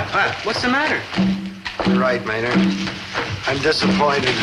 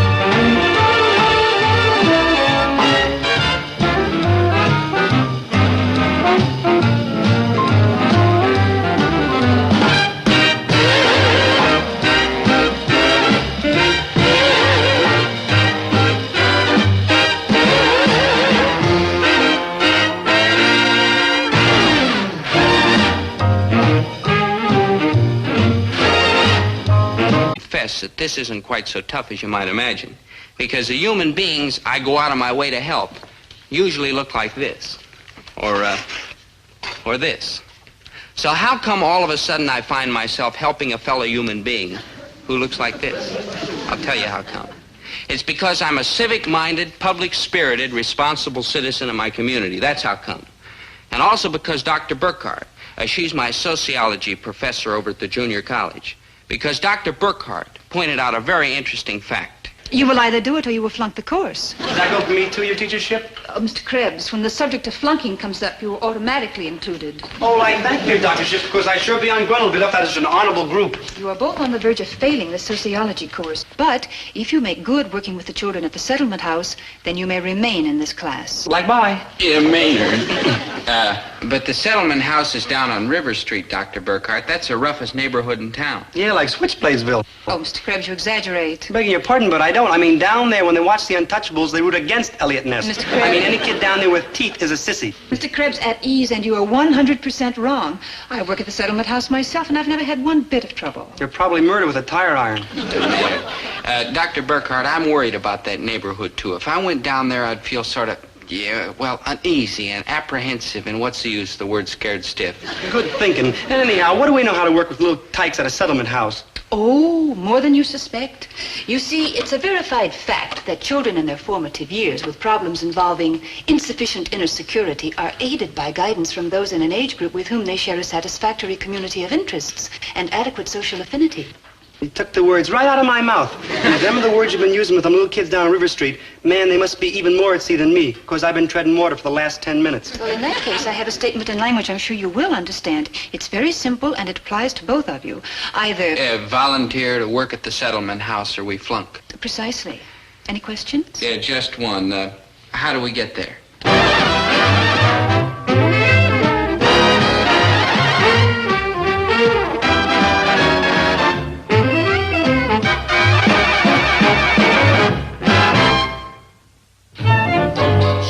And I began our careers as pals to the boys at the River Street Settlement House. We knew that once we got into the swing of things, it'd be fine, rewarding work. So we plunged in with boundless enthusiasm. The only way you're going to get me down there is over my dead body. All right, so Maynard was slightly reluctant. But I quickly pointed out that by refusing to help, he was being selfish and ungenerous and un-American. Yeah, how about that? That's when I brought up the heavy artillery. I looked Maynard straight in the eye. Yeah, not the easiest thing in the world to do.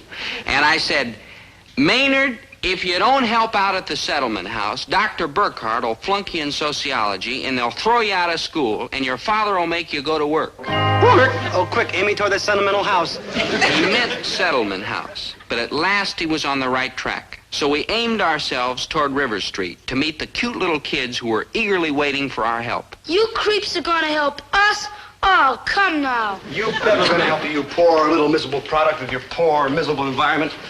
Hey, mister, can I ask a question? Sure, anything a little pathetic heart desires. What kind of rocket you been hiding under? Hey, Dome, how old are these little tykes? Around 11, why? Because man is sure going to have a tough time making it to 12. Boo! Be strong, Maynard. Sure, it'll be tough, but Dr. Burkhart gave us an assignment, and doggone it, we're going to carry it out. Like, true. But how you going to make sure they don't carry us out first? Now you're talking. Hey, Dobe, wouldn't it be much easier if we flunked? Huh? No, Maynard, we're going to fight this through. Are we not men enough to overcome a couple of little problems? Like, true, we are not men enough. Maynard. Okay, we're men enough. Right, both of us. Right, both of us, except me. Hey, fellas, which way's Dr. Burkhart's office? Up there. Tell the doc that the only reason we came here today is on account of she promised us ice cream. And where is it? Okay, we'll tell her, you poor little ill-fed chowhound. We'll also tell her that Krebs and Gillis are here so she has no more problems. Dr. Burkhart, you got a problem. Either we have some kids hanging around this settlement house or we're going to have to close the whole place down. Oh, Mr. Hawley, I know attendance has been disappointing, but it takes time to get a new settlement house running properly. Sure, Doc, but the kids in this neighborhood haven't got time to wait. I know. I grew up on this block. Yeah, me too, Doc. We built a settlement house on account of we wanted to help the kids in our neighborhood. But I never see any of them in here. Yeah. They act like this was an off-limits reform school. Gentlemen, I assume that you have confidence in my qualifications or you wouldn't have put me in charge, so you'll simply have to rely on my judgment. Sure, we got confidence in you, Doc. After all, you got more degrees than you can shake a college at. And you write books that got to be good because I don't understand a word in them. But where's the results? Please be patient. For 3 months now, we've been patient, but we're coming to the end of the line. Now, my associates here and me, we're in business, and we know when a product ain't selling. You're out of business. Right, out of business. Right, way out. Mr. Hawley, we are constantly introducing new techniques to stimulate attendance. Today we begin a special favorite of mine. It's called psychodrama. Psycho what? Psychodrama, Mr. Hawley. It is a form of group therapy that encourages the children to relieve their inattentions by acting them out. Well, couldn't they relieve it by throwing a basketball around or jumping into the pool that cost us a cotton-picking fortune? Mr. Hawley, an athletic program is only the beginning. These children need additional help. Okay, Doc. You're the doc. Well, we got a big investment here to help the kids. And I want to see this joint jumping when we stop by here again tomorrow, if you see what I mean. Yes, I'm afraid I do see what you mean. Yeah, more kids. Yeah, hanging around. Now, I hate to put it on the line to you like this, Doc, but helping these kids is very important to us. I want to stop every one of them from growing up to be a crummy, shaggy, no-good bum. Hi, Dr. Burkhart. We're here. And not a minute too soon. Doc, I've seen underprivileged kids before, but this one tops it all. He needs instant help. Oh, begging your pardon, your prosperity ship. No, Mr. Hawley, that's Mr. Krebs, one of the students from the college. Both boys have volunteered to work with the children. This type is going to help kids? Like ready and eager and willing to serve, sir. Don't you worry, sir. We've been studying up on how to handle kids. Like true. Last night on the Late Late Show, we watched Boys Town 3 times. Oh, brother. I know exactly what to do if a kid shows up which looks exactly like Mickey Rooney. Come on, men, let's get out of here before I start crying over what's happened to my old neighborhood. Like hail and farewell, you tycoon ships. Let's keep this to ourselves, huh? If it ever got out, this whole neighborhood would be turned into a disaster area. Nice fellows. When do we start helping with the kids, Dr. Burkhart? Yeah, we want to reform them into happy little merchants. Mr. Krebs, that's urchins, and I just want you to observe. We're starting a group in psychodrama. Psycho what? Maynard, everybody... Psycho what? Psychodrama. Come with me, I'll show you how it works. I had to promise the children ice cream to get them here today, but I know they're going to be very happy when they hear about psychodrama. Cookie drama? I'm cutting out of here on the double. Did you notice the deep-rooted reluctance to enter into an unfamiliar learning situation? Completely predictable. Now, children, the purpose of our experiment is to relieve our suppressed aggressions by articulating their basic causes. The actual enunciation of the anxiety in itself functions as a cure. You took the words right out of my mouth, and you can have them. Hey, now, come on, fellas, cut the clowning. You all know what Dr. Burkhart means. If you don't feel too good, sometimes talking about it will make you feel better. You're kidding. No, go away. On occasion, you may feel an inner hostility resulting from some external irritant. And when this happens, how do you feel? Like utterly confused. Listen, Dr. Burkhart's just trying to help you feel better. What for? I feel great. I mean, feel better inside. Inside, I feel even better than I do on the outside. So let's check out of here. Yeah. Oh, wait a minute, fellas. Wait. I've got an idea. Sit down. We'll make a game out of this. Now, in this game, we'll pretend you feel real mad about something. When you feel that way, what do? I sock my little brother. Distinctly antisocial. You see, the purpose of psychodrama is to make you stop striking your little brother. But I like soccer. talking to him. It makes me feel good on the inside. But how does your little brother feel? Dad, so he sucks my little brother. And what does he do? He kicks my little sister. What disgraceful conduct. Gee, I'm getting all misty.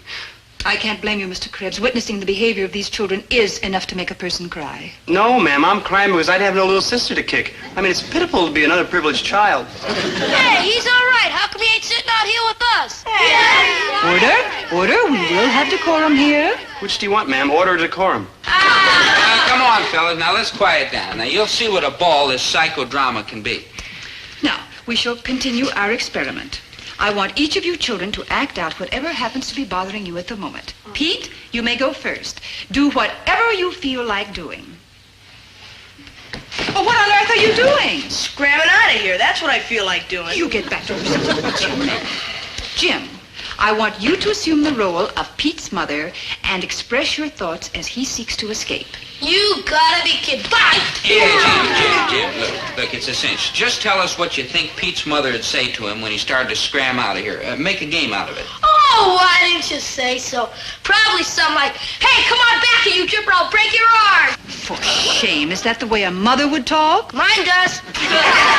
Quiet, all of you. Mr. Krebs, will you play the part of the mother? Oh, no, not me, please, your blackboard ship. I'd never be able to hold my head up in the boys' locker room again. That's right. Every word you speak brings you closer to flunking. I'd rather flunk than be somebody's mother. I'm not built for the part. Quiet, all of you. Hey, Pete, I'm your mother, and I'm giving you orders to start a stickball game in the alley. You bet, Mother dear. I don't want no whipping, and you pack a pretty mean wallop. Are you kids going to get out there and start that game without your dear, sweet, little old gray-haired mother gives you a belt? Come on, guys. Fellas, wait, come back here. Oh! Come back, you ungrateful ruffians! You come back here! They're gone, Dr. Burkhardt. And no offense, but I think you're mixing up their poor little heads with all that talk about inner tennis shoes. Mr. Krebs, that's inner tensions, and I'll thank you to keep your ill-considered opinions to yourself. Yeah, Dr. Burkhardt, Maynard didn't mean that the way it sounded. Sure I did, Dobe. That's why I said it. Very well, Mr. Krebs. Out. You are an insufferable, inept, unruly bungler. I never said I was perfect. Out! Dr. Burkhardt, listen, please. Yeah, please, your education ship. All I Mr. was Krebs, must I show you the door? No, ma'am, I already seen a door. I'll go drag the kids back, Dr. Burkhardt. Oh, don't bother, Mr. Gillis. After what happened, none of them will ever come back. And why should they? Dr. Burkhardt. I had no right to speak to Mr. Krebs or the children that way. It's just that I'm trying so terribly hard to get through to them, and I just can't seem to do it. Yeah, I won't have any trouble bringing Maynard back. He might be mad for a while, but he's kind and gentle, and he'll get over it in a hurry. I'm mean and rotten. I ain't never, ever gonna get over it. That teacher, she done me dirt, kicking me out of school and disgracing me and tossing me out into the cold, cruel world that scares me, not to mention vice versa, and making me go to work. I mean, like, woe is me. Like a lass and a lack, and like a lack to a lass. Hi, Maynard. What are you doing here, Maynard? Maynard, how come you're just sitting there like a bump on a log? You rang? Oh, like, hi, little wretched offsprings of your wretched surroundings. So you walked out on old Doc Burkhardt, too, huh? Man, what a drag she is. Like, right, but she can't help it. For opening, she's a grown-up, and you know how much trouble grown-ups have. Like, true? Like true. I mean, 100% of the headaches, and 102%, that's almost twice as much of the spankings are caused by grown-ups. Like, true? Like true. Yeah. I mean, they're all the time saying how much they want to, let us have fun, and then they keep thinking up sneaky tricks to stop us from having fun. Like, true? Right. Yeah. I mean, baking a dreamy apple pie that kids get stomach aches from eating too much of. Like, true? Right. Yeah. And wearing them big, tall hats that kids got walloped for throwing snowballs at. Like, true? Yeah. And I mean, inventing movies that the kids go to see and spend all their time so they can flunk in school. Like, true? Grown-ups, who needs them, huh? They're troublemakers. Yeah. And you know something else, little moppet types? What? I ain't never gonna be a grown-up. I'm gonna think of a way to stay exactly like I am forever. If anybody can do it, it's you. Gentlemen, I'm proud and pleasured and honored to be one of you.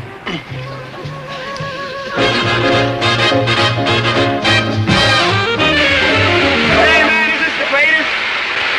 You've never done this before, Maynard? No, I told you I was underprivileged. At my house, nobody else an old dumb bathtub.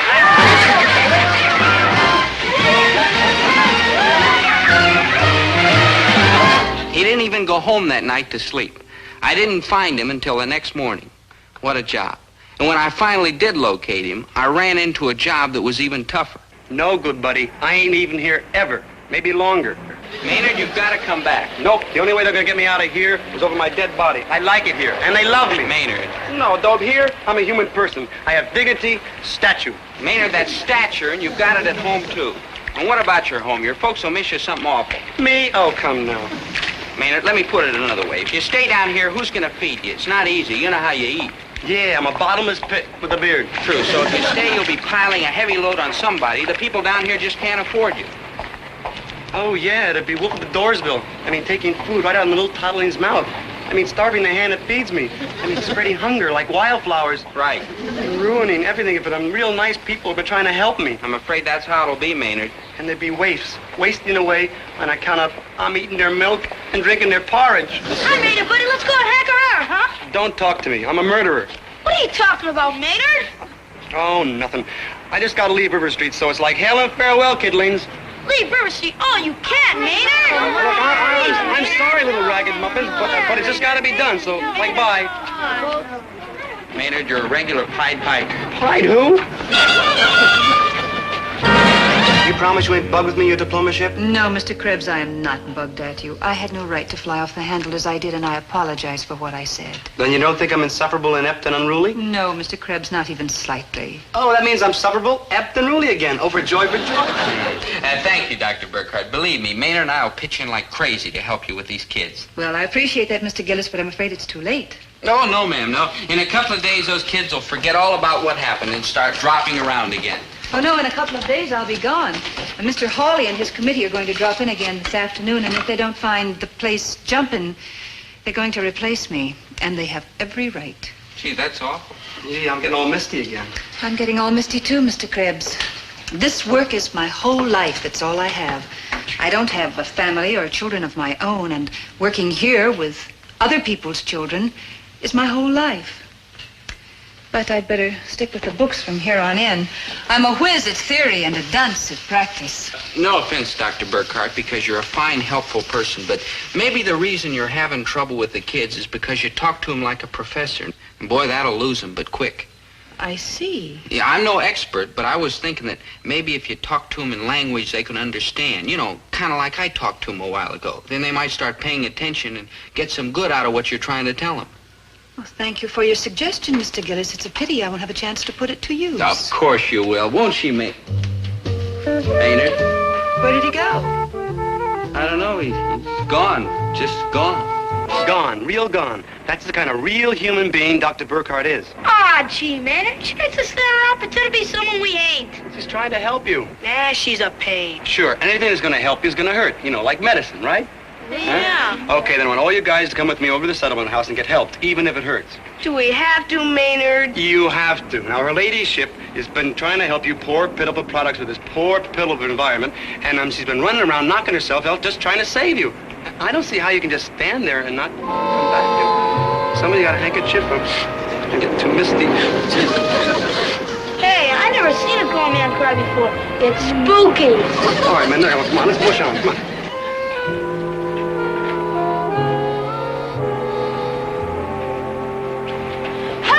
Doing what Maynard wants us to. He wouldn't steer us wrong. He digs us. Maynard's the best friend we ever had around here, ain't he? Yeah. That's what I want to hear. So when he says mush on, what do? Mush on.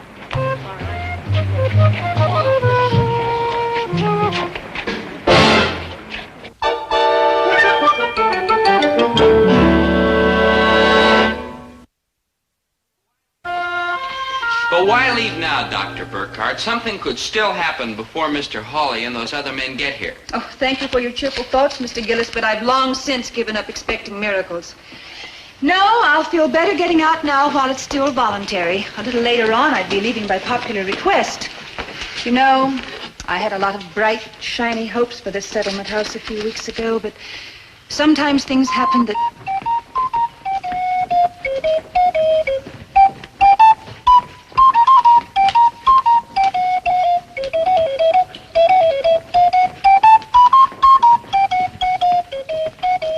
Like, hi, we're back. back, me and my friends. Mr. Krebs, you are a Pied Piper. Pied who? Maynard, I'm proud of you. Yeah. All right, you cats, grab a seat and aim your ears to the doctorship. Thank you, boys, for coming back. And thank you, Mr. Krebs. You are a fine, considerate gentleman. Me? Oh, come now. Now, children, we will resume our experiment with the psychodramatic approach. The primary purpose of the psychodrama is to relieve the inner pressures that foments conflict in the unconscious. Boys. Yeah, Dr. Burkhardt, you were going to use a different approach, remember? I know, Mr. Gillis, but I just can't seem to do it. Oh, try, Dr. Burkhardt, please, try. Hi, Doc. Say, you got a great bunch in here. The place is really loaded, just like we like to see it. Right. Oh, good afternoon, gentlemen. We were just beginning our psychodrama session. Go ahead. Don't pay no mind to us. Yeah. Let's see how this stuff works. Yeah. Children?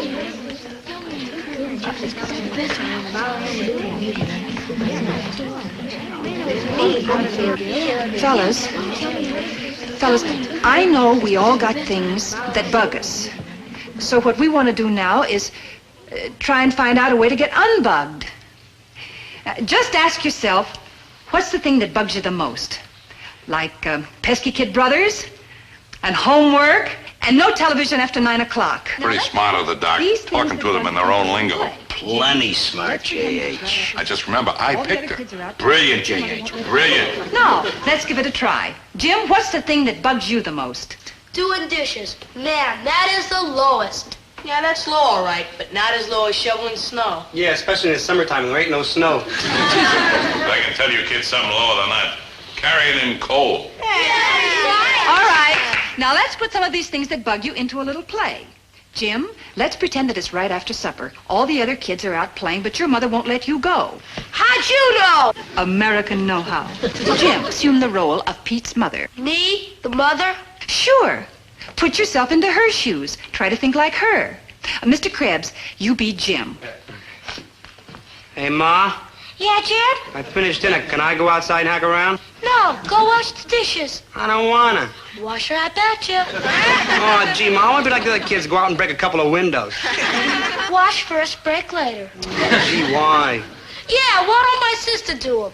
Yeah, Doc. Why doesn't his sister do them? Yeah. Well? Yeah, Jim, how old's your sister? Next month she'll be 2. Yeah, I rest my case.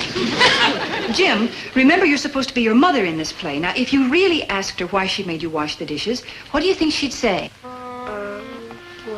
Well, she'd probably say she works hard all day, cooking and sewing and like that, and she's pushed. And I'm sorry you made me do this, because all of a sudden I see she's right. Yeah, come to think of it, so was my ma. Lots of years ago. Yeah. What about babysitting? What about emptying the trash? Okay. Now that you all dig psychodrama, does anyone have a psychodrama of his own to suggest? Okay. One at a time, chums. The line forms right here. Hey, Ma, you can leave me stuck here with all the dishes? Yeah, Maynard, we already finished that. Who's Maynard? I'm Jim. All right, come on. I gotta hand it to you, Doc. You got a mighty sharp operation going here. Yeah, them college kids ain't bad at all. Oh, gentlemen, those boys belong at the head of the class. Any class. If you say so, Doc. Right, J.H. You bet, J.H. And J.H., Yeah? I'd like to get on the line. I got a problem, too. Who ain't?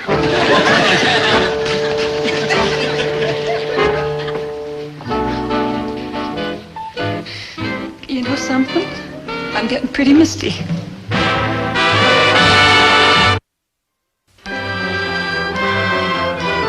Krebs! Oh, Mr. Krebs! Yes, your teachership?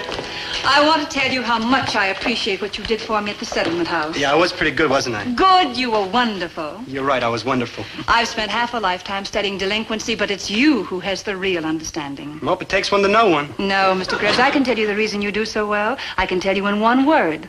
Heart. You're quite a fellow.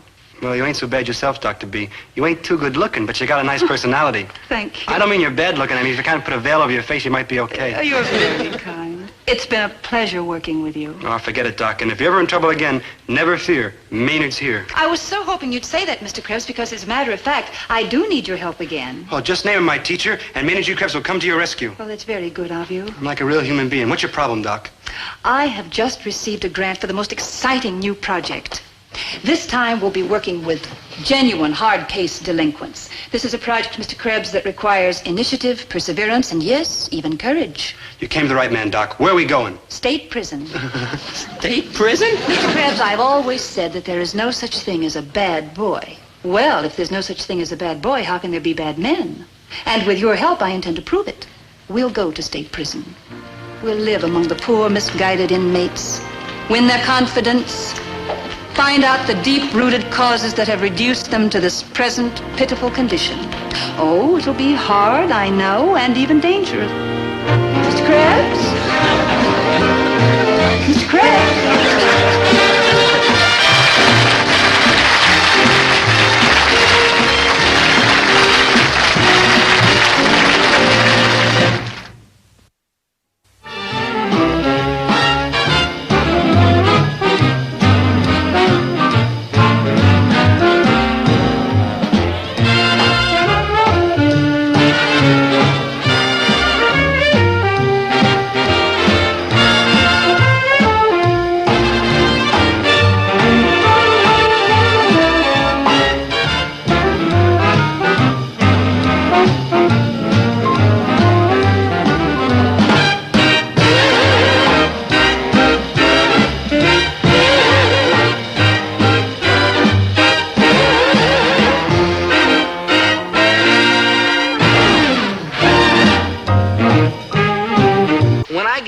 In my head, like I got now, everything goes to pot. Just let me get laid up for 2 or 3 days and wham, the whole world crumbles.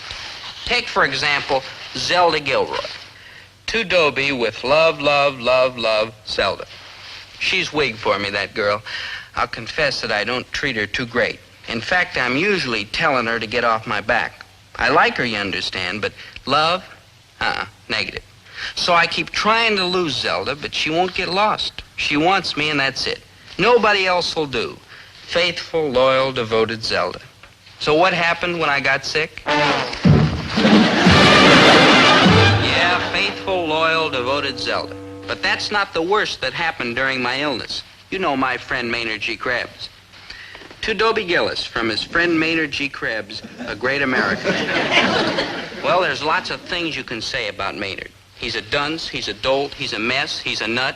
But there's one thing nobody can say about Maynard, that he's a liar.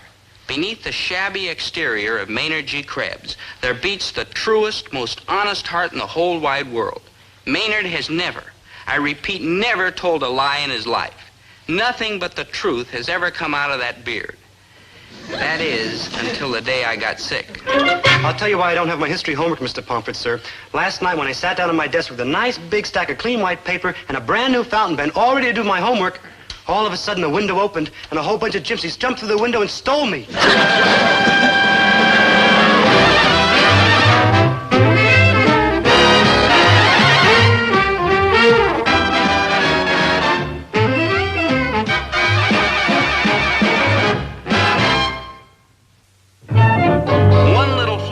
So small that it's not visible even under the most powerful microscope, brought my whole world crashing down. One little flu bug, a couple of days out of school, and what happens? Total annihilation. Let me start at the beginning. The day started at S. Peter Pryor Junior College, just like any other day, except, of course, I wasn't there. There was Zelda, miserable and unhappy because I wasn't around. I mean, that girl lives for me. I mean, she wouldn't look at another guy.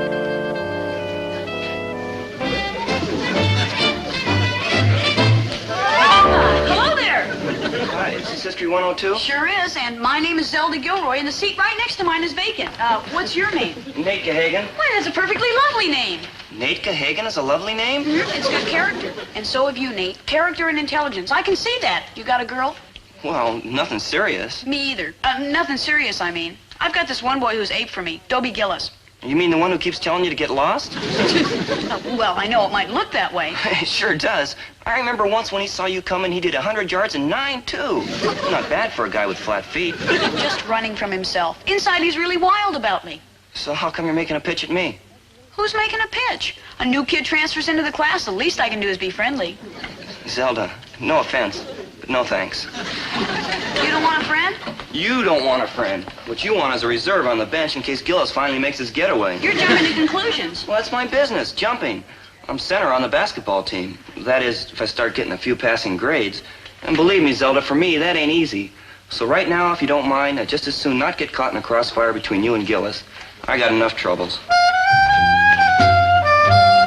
Small girl, don't talk to me. I wasn't going to. I'm not going to talk to anybody ever again. People are no darn good. Especially this peep. You can't trust anybody. A gorgeous hunk of man conceals a heart of stone. Especially this gorgeous hunk of man. Maynard, I know I'm going to regret this, but what are you talking about? That.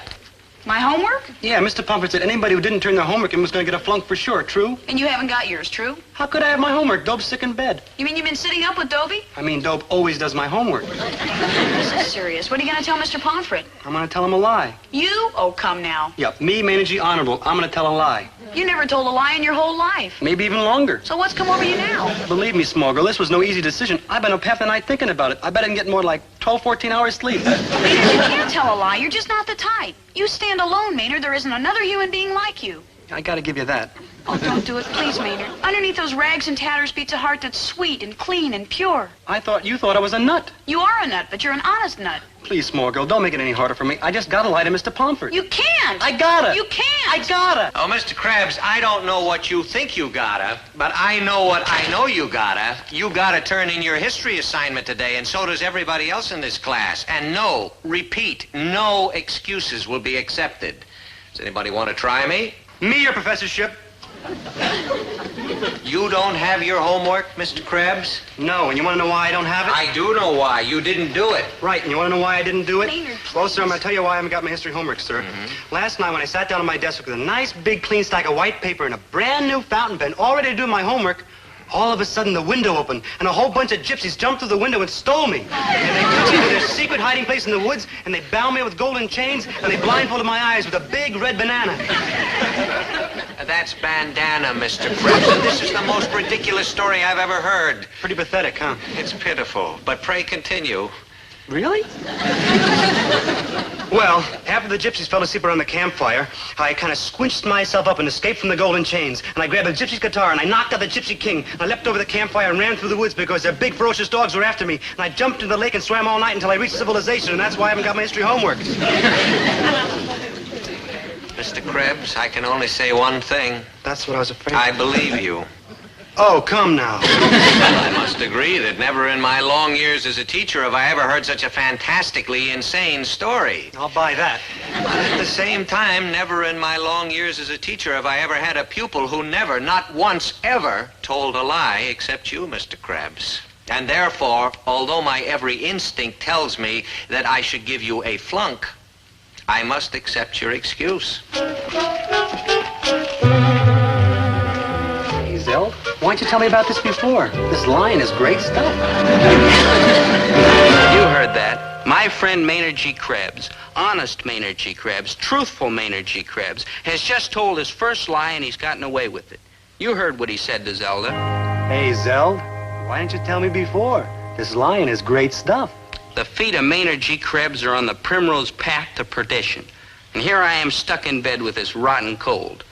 Who, oh, who will save Maynard G. Krebs? Me, oh me, I will save you, Maynard G. Krebs. Save me from what, small girl? I got it made. Maynard, you're wrong. Maynard, I'm right. Look, small girl, all my life I've been telling the truth and all I've been getting is lumps. Now, for the first time, I tell a lie and I come up smelling like a rose. Listen. No, small girl, my head's made up. From now on, nothing's coming out of this mouth but big, black lies. I'm taking care of number one. That's right, Maynard. You take care of number one. Never mind about me. What's it got to do with you if I tell lies? Look, Maynard, believe it or not, you're an inspiration to all of us. Me? Oh, come now. Yes, you. In this world of treachery and strife, there you stand. Simple, sweet, truthful. Gee, I'm getting like pretty misty. You stay misty, Maynard. Stay pure, stay trusting, stay innocent. Stay the same dear, uncomplicated, honest Maynard G. Krebs you've always been. Oh, thank you, Zella, for showing me the error of my ways. Oh, thank you, thank you, thank you. Maynard! Control yourself. I hate to intrude on this touching demonstration, but may one inquire the reason?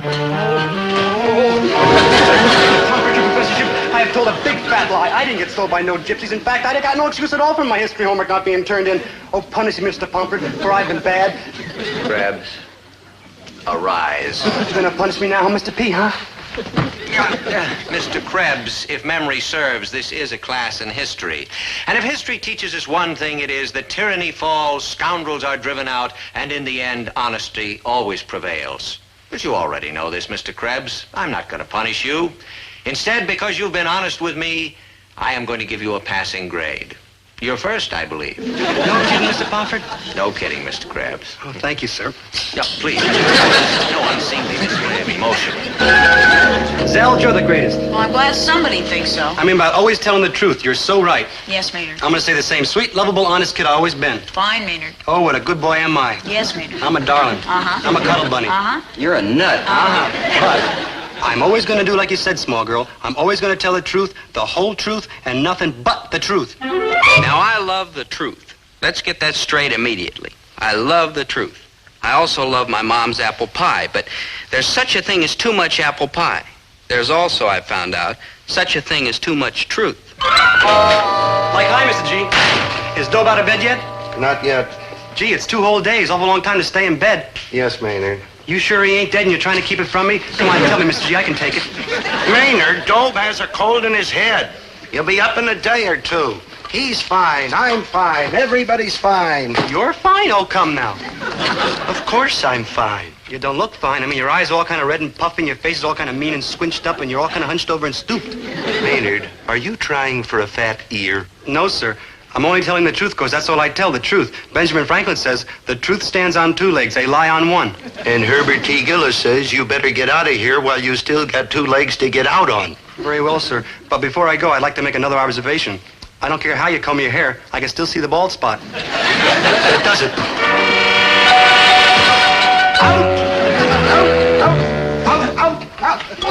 Oh, good morning, miss. May I help you? Good morning. Am I interrupting something? Oh, no, just a little friendly horseplay with one of the neighborhood lads. Here, Maynard. Have a kumquat. Gee, like, thanks, Mr. G. You never gave me nothing before, not even the time of day. Goodbye, Maynard. Run along like a good boy. You're new in the neighborhood? Yes, we just moved in. I thought I'd stock up on a few groceries. Yes, ma'am. Fire one. Tomatoes? Tomatoes. Oh, yes. Picked and selected with friendly, loving care. Yeah, all the big red ones have been picked and selected and put in the top. Neighborhood comic. Yeah, and all the little green hard ones have been picked and selected for the bottom. Oh, what a card you are. Did you want 1 or 2 baskets, ma'am? I think I'll pass up the tomatoes. Good thinking. I wouldn't get any tomatoes either. Goodbye, Maynard. Stick around, kid. How are your eggs? Fresh? Fresh? Oh, we just got a shipment in from the country not more than 3 weeks ago. Dobe and me up unload the truck, remember? Oh, what a cut-up. You should see him with a lampshade on his head. I wish you could right now. How many did you want, miss? 1 or 2 dozen? You're putting your list away? Is this the only grocery around here? Oh, no, there's Brundage's. Brundage's? Oh, you don't want to trade at Brundage's. Why, Brundage is expensive. Brundage is unpolite. And Brundage is right around the corner. Thanks, kid.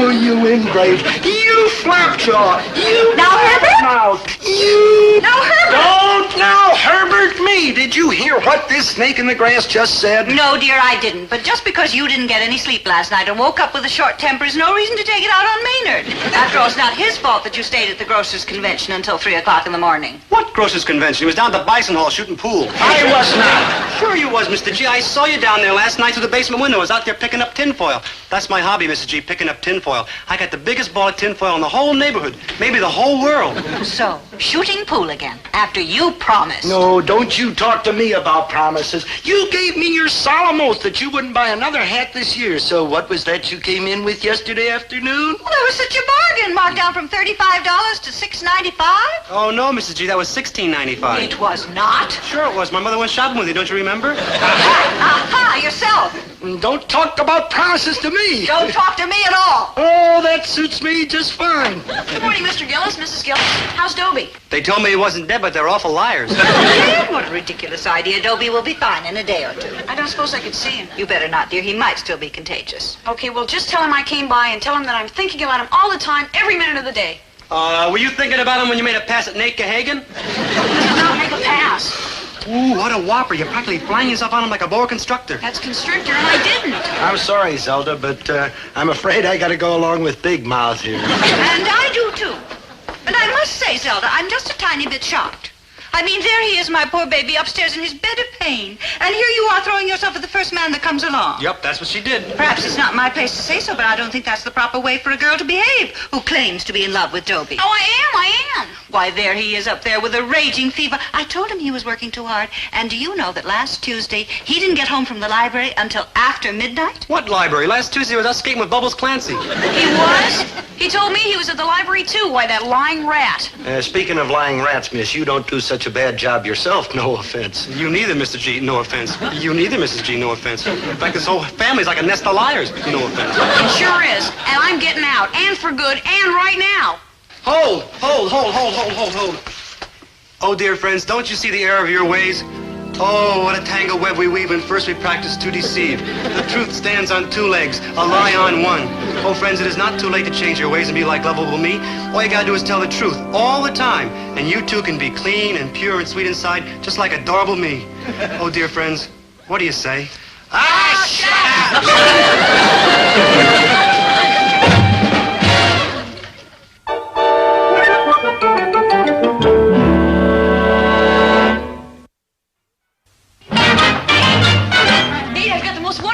For you. I doubt it. Dobie Gillis and I are finally, utterly, definitely, completely, and positively through. I'm a free woman. So? So there's nothing standing in our way anymore, don't you see? You were afraid you'd be a pawn in some game between Dobie and me. Well, that's no longer true. I'm yours, all yours.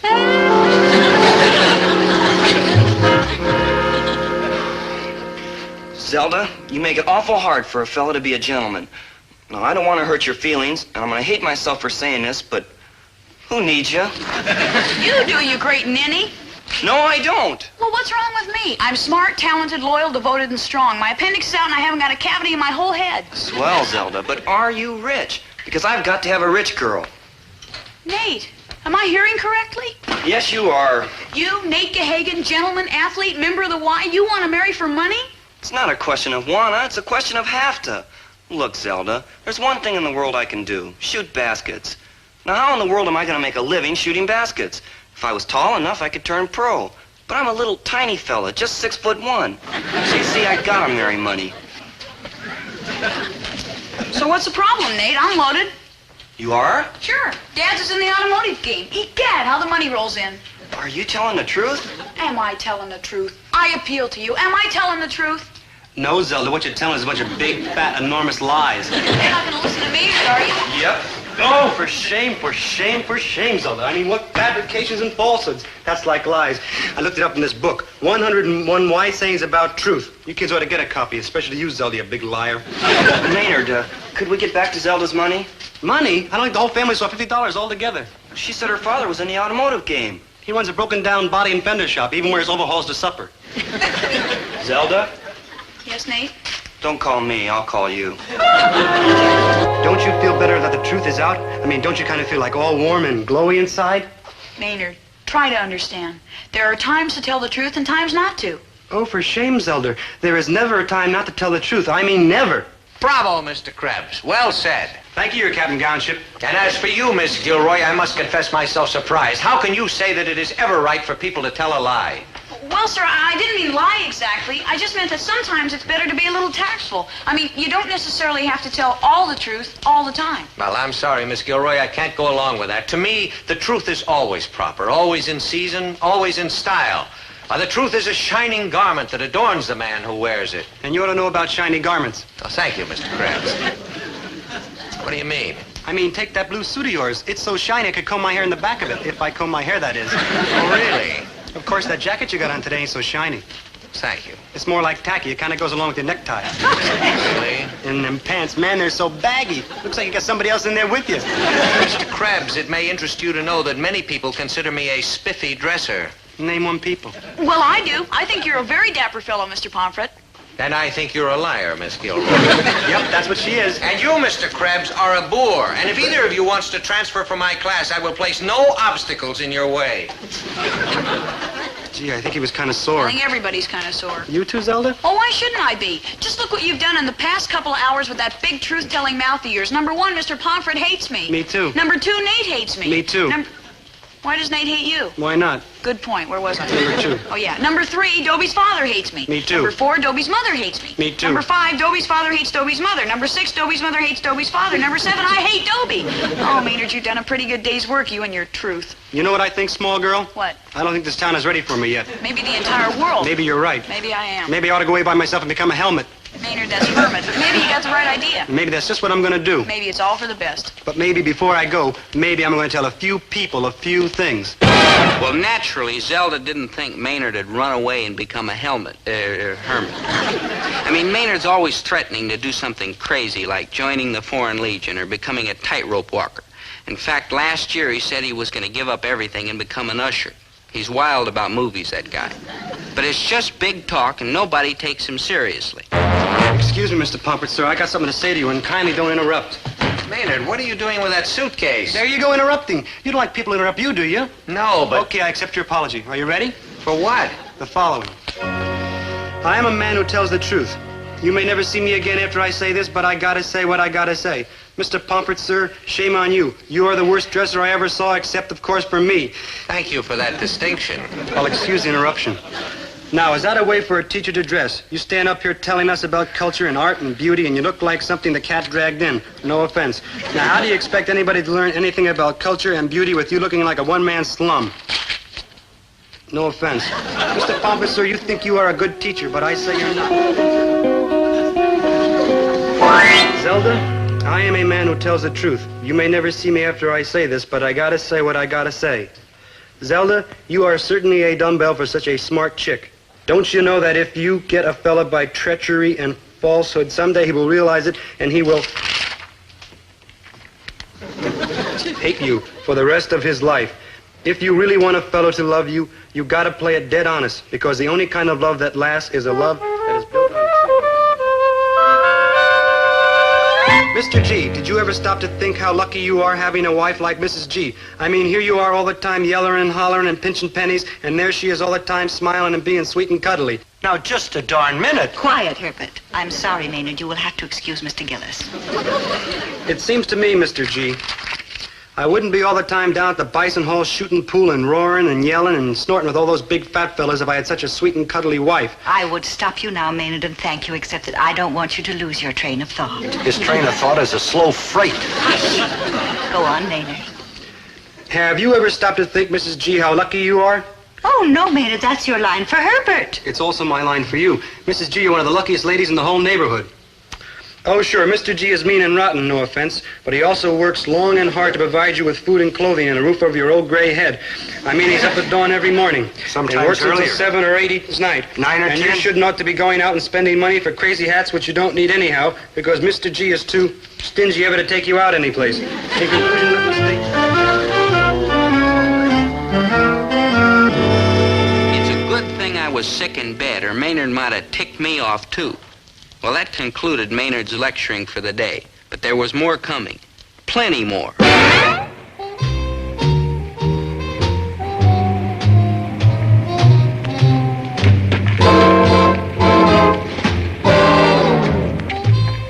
he is. Maynard!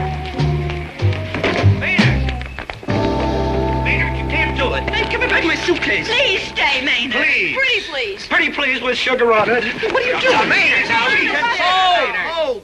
If you wish to talk to me, you must appoint a spokesman and behave in a parliamentary manner. All right, Pomfret, you're the gabby type. Start talking. Yes, Mr. Pomfret. Very well. Maynard, we four have consulted, and although we agree that the bluntness of your approach had a certain lack of diplomacy, still, its content had the ring of verity. What he's trying to say is you made sense. You opened my eyes. And mine. Yes, Maynard, and mine. You were right, of course, about my other clothes. And you were right about my chasing fellas. And you were right about me being a lucky woman. Oh, and you were right about me being a lucky guy. Then you ain't sore at me? Maynard, we love you. Me? Oh, come now. Yes, even me, Maynard. Son, you're all right. You're a fine human being. A fine, intelligent human being. And I never thought the day would come when I'd say that. Well. Okay, Maynard, give me the suitcase. What do you want with my suitcase? We don't want your suitcase, dear. We just don't want you to go away. We want you to stay with us always. Who's going away? Where? Concentrate, Maynard. You have to be going away. You're carrying a suitcase. Well, I'm not going away, really. I'm just going to the movies. With a suitcase? Yeah, it's a triple feature. Boy, it's really a gas of a triple feature. I've seen it 8 or 10 times now. You want to come? Maynard, just to satisfy an old man's curiosity, what do you want with a suitcase in the movies? Oh, Mr. G, it's a triple feature. I get hungry.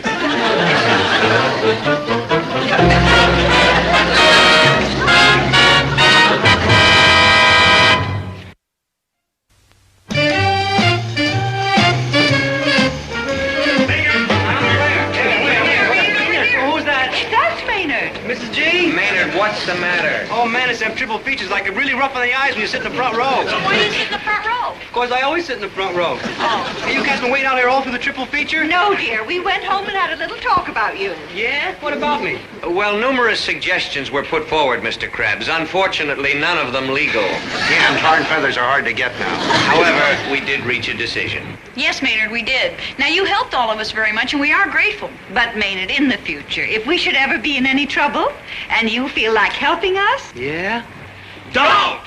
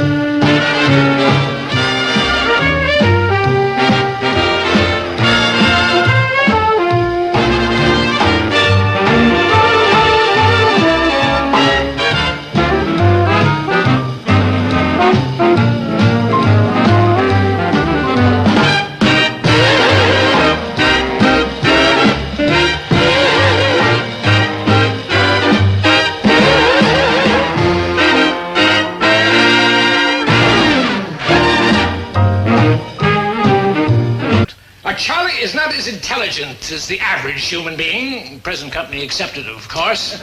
But nature has compensated for that by giving him an extraordinary sense of smell. I shall sacrifice my lunch for the sake of science by hiding this liverwurst sandwich. Now shut your eyes. Everybody, I'll demonstrate. One peek in his flunksville. All right? You can open your eyes. Well, where's the sandwich? Do you see it? Do you hear it? Do you smell it? No, of course you don't. Now, Charlie, they'll make a fool out of the bunch of you by going straight to the target. All right, Charlie, get the liverwurst. All right, old boy, show 'em what you can do. Up and at 'em. Well, come on, old boy, move. Well, it works with cooperative dogs. They have an extremely sensitive nose, which makes up for their inadequate, inefficient, underdeveloped brain. You rang? Hey. Some cat. That the liverwurst sandwich right behind his picture.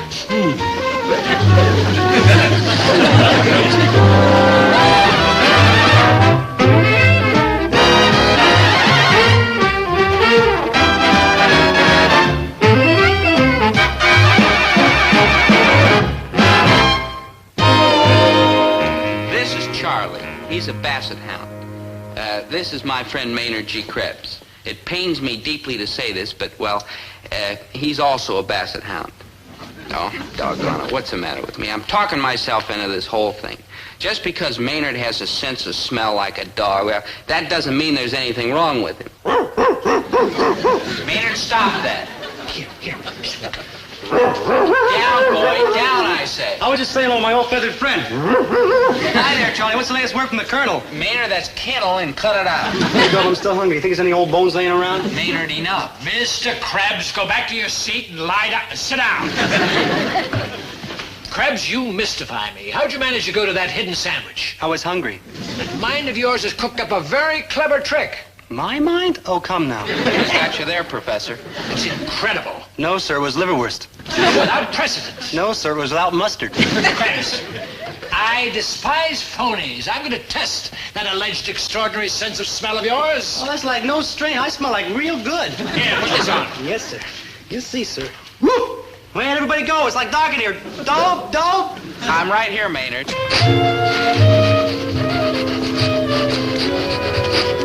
Oh, hi there, Dope. It's good to smell you again. Now stop this chatter and let's get cracking.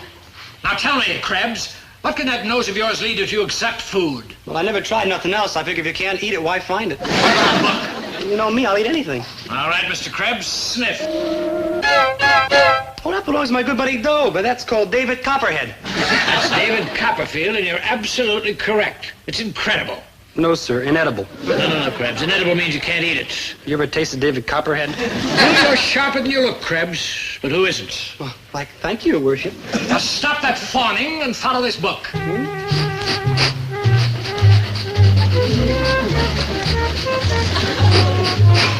What's that? Pen. How about this? Pencil sharpener. This? That's a pitcher of water, and you better talk to the janitor. The water's getting all moldy. How about this? Bottle of ink? It's incredible. No, sir, indelible. You can even smell it's indelible? Yes, sir. Isn't that incredible? Incomprehensible. Also inedible. You ever taste a bottle of incredible indelible ink? I don't know what to say. Oh, sir, you don't have to say anything at all. Thank you. I owe it all to my now, Maynard, not now. All right, class, thank heavens, is dismissed. Maynard, you amaze me. Oh, no, Dob, you amaze me. You're much better at it than me. Do your imitation of a chicken. No, Maynard, I mean, what you did amazed me. Yeah, not bad, huh? Also great, terrific, and sensational. Were you calling me Maynard Dumpling? Right here is where I'd better fill you in on Elspeth Hummaker. Look at her. The face of an angel, the body of a goddess, the mind and heart of a collector of internal revenue. Let me put it this way. For years, Elspeth has been carrying on a passionate love affair with money. She's the only person in the history of the school to major in loot. And that's what bugged me. Why was she suddenly so interested in Maynard? Maynard Lamb, don't you want to know why I'm suddenly so interested in you? You're right. I don't want to know why. Like, why? Don't tell me you're afraid of little old Elspeth. Okay, I won't tell you, but I am. And I don't blame him. Elspeth, you're not a girl. You're a well-built barracuda. The only thing you care about is money. Come on, Maynard. Oh, flake off, Dobie. Yeah, flake off, Dobie. Maynard. Oh, I mean, unhand me, girl. I mean, with chicks, I'm strictly E pluribus unit. Elspeth, watch out. I've got my eye on you. Naturally, all the boys have. No, I mean, I don't trust the way you're playing up to Maynard. Why? He hasn't got a dime. Maybe now he hasn't. But wait. Just wait. You mean sometime I might have a dime? Hey, how about that? My father says it'll never amount to nothing. I don't know how, Maynard, but your nose is going to make a fortune. And when it does, guess who's going to be there? Me, 'cause wherever my nose goes, I goes. How exciting. And wherever you go, Maynard Angel, I'll go.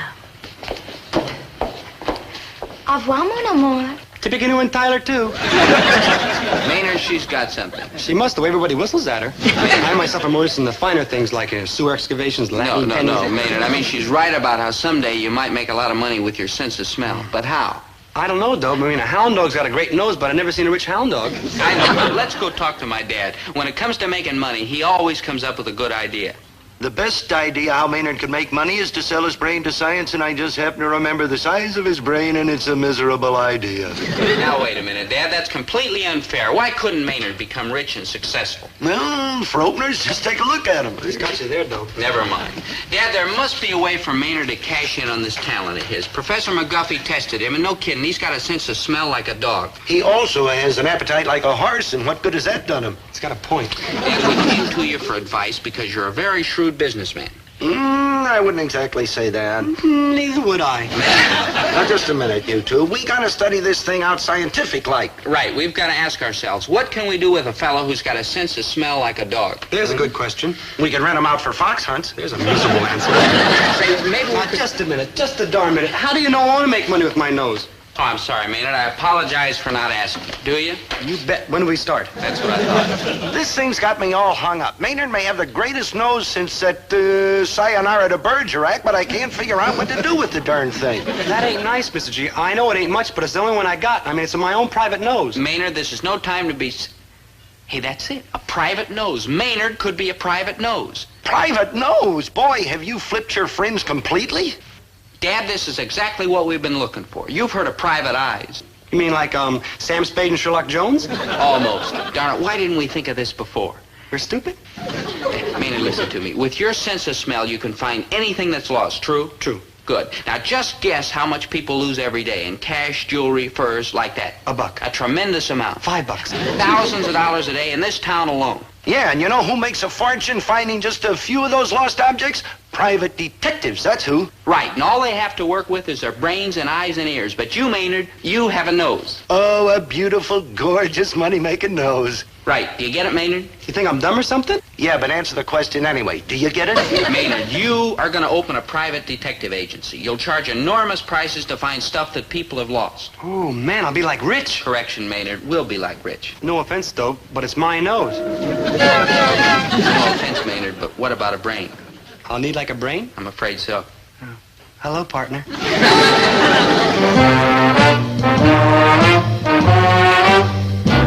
Yes, sir, we're in business.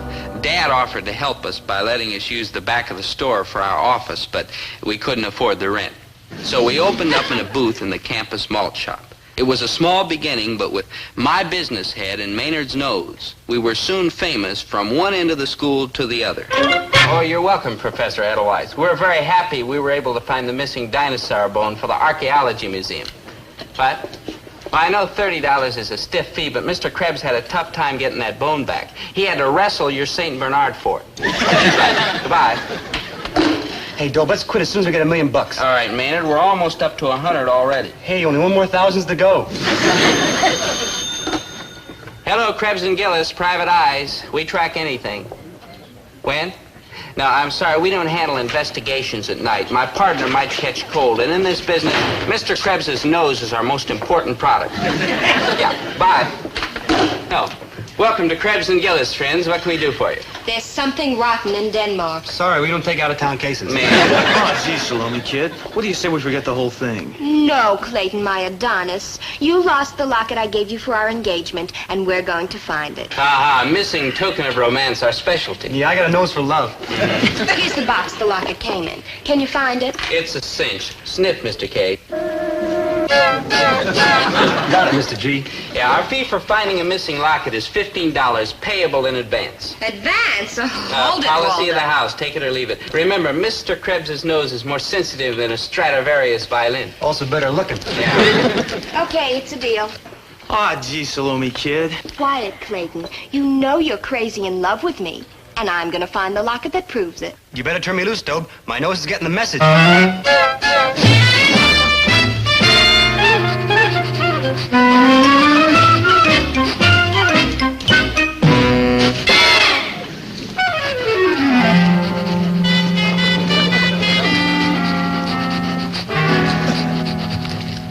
Charlie, there's nothing the matter with you. You're as healthy as a person. Let's try it again, all right? Now go get the sandwich. Okay, boy, up and at 'em. Let's get moving. Hi, Charlie.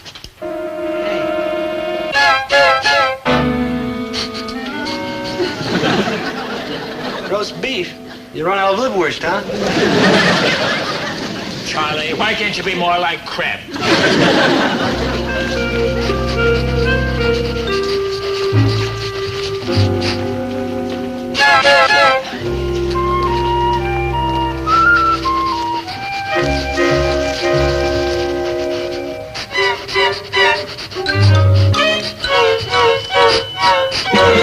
Right. Krebs and Gillis' nose has come through again. Oh, boy, this is it. Oh, boy. You know where I found found it? No. Okay, I'll tell you. Hey, Salome, kid, let's cut out. Quiet, lover. Yeah, where'd you find the locket? In the parking lot, Oh, under the front seat of Gloria Grimsby's car. Gloria Grimsby. That love thief, that she-wolf, that bleached-out blonde. How come my locket was in Gloria Grimsby's car? Ah, jeez. What kind of low-down double-crosser you trying to pull, you low-down double-crosser? When I think of all the years and all the money I wasted on you, you drip. You lose your nuts about me. How come you keep sneaking off to those other girls? One of these days, See why I wanted to get paid in advance. You're all brain dope, except for the party that's bank book. Hey, my name is Mrs. Tarantino. Are you those college kids that have been sniffing out all those missing articles? At your service, ma'am. What article have you misplaced? My husband, the bum. A man walked out on a wife like you? I can't believe it. I can. Maynard. You gotta find them, kids. You just gotta. I really miss the good-for-nothing creep. Have no fear, Mrs. Tarantino. With Mr. Krebs's nose on the job, your husband's practically home in your arms. Poor devil. Maynard really put his nose into his work. Mrs. Tarantino gave him one of her husband's old overcoats to sniff. And from that point on, he moved like a bloodhound. He trailed Mr. Tarantino all over town and finally zeroed in on him in a park down by the river. Mrs. Tarantino and I showed up there, too. We wanted to be in on the kill. Mrs. Tarantino, Maynard picked up the scent from your husband's old overcoat, and he tracked him this far. All we have to do now is wait. Oh, Monty. Monty, where are you? God forever.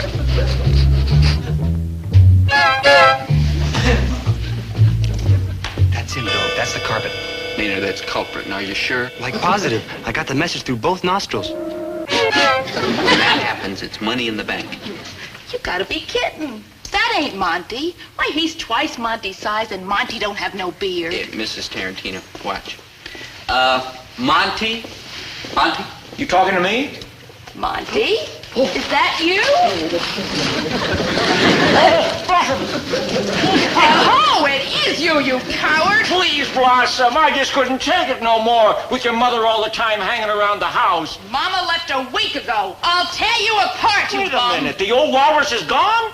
Then what are we fighting about? I'm coming home, dollface. Pupsy. Snookums. Sweetheart, now you wait right here. Don't go. Here you are. Thank you very much. Thank you, Mrs. Tarantino. Say, Maynard, not only are you making money, but you're bringing joy and gladness into the world. Gee, my private nose is getting all misty.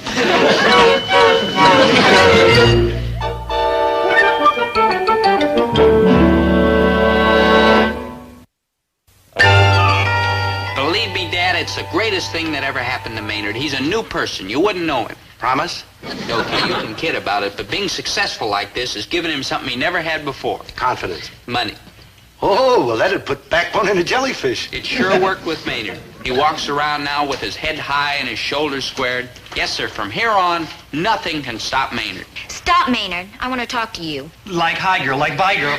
I hear your new detective agency is a smashing success. I ain't saying. They say you handle 3 or 4 cases a day. It's more like 15, but I ain't saying. And $5 or $10 a case? That's more like 15 too, but I ain't saying. Maynard, if I told you I thought you were absolutely fascinating, what would you say? I ain't saying. You do find me attractive, don't you, Maynard? Oh, I guess you're okay if you like that type. All right, then. Why don't you run away? Oh, yeah. I just decided I like the type. Come sit close to me. Closer. Hey, if anybody comes by, girl, make out like you never saw me before. Maynard, why do you always avoid girls? It's been more like vice versa. That's all in the past, when you were a mere boy. Now you're a man with dignity, poise, maturity. Loot. All right, money helps, I don't deny that. But money only proves what a man is like inside. To me, a fellow who's just merely suave and handsome is nothing compared to a fellow who boils with push and drive and ambition. And you are such a fellow. Me? Oh, come now. You have a sensational talent. Use it right and you could become famous. A man among men. A giant. Oh, me and Dobie are doing pretty good right now. You ought to see the new office in the Endicott building. Ooh, it's a doozer. It's a rat trap. Maynard, the time has come for you to move into the big leagues, and I'm going to help you. You're like a real human being for a girl, but I already got a partner, namely Dobe. Then you're getting another one, baby, namely me. Oh, no, we positively ain't taking in no new partners. Oh, Maynard, you don't really mean that, do you, my sweet? for me? Please? Oh, no. In 10 million years, I wouldn't ask my good buddy Dobe to take in a new partner. Take in a new partner? Now you're talking. Welcome aboard, partner. Now, just a minute, Elspeth. Just a darn minute. I took the liberty of having a new sign painted. Observe. Lots of class, huh? No, you don't. I absolutely refuse to have anything to do with a detective agency named Hummaker, Krebs, and Gillis. Well, sorry to see you go. Stop her. Don't you see what she's doing? Sure, she just let your name out. I mean, don't you see how she's trying to take over this whole operation, including you? Maynard, love, are you going to believe your own eyes or what I tell you? You ought to be ashamed, Dobe. That does it. Maynard, you'll have to choose between us, her or me.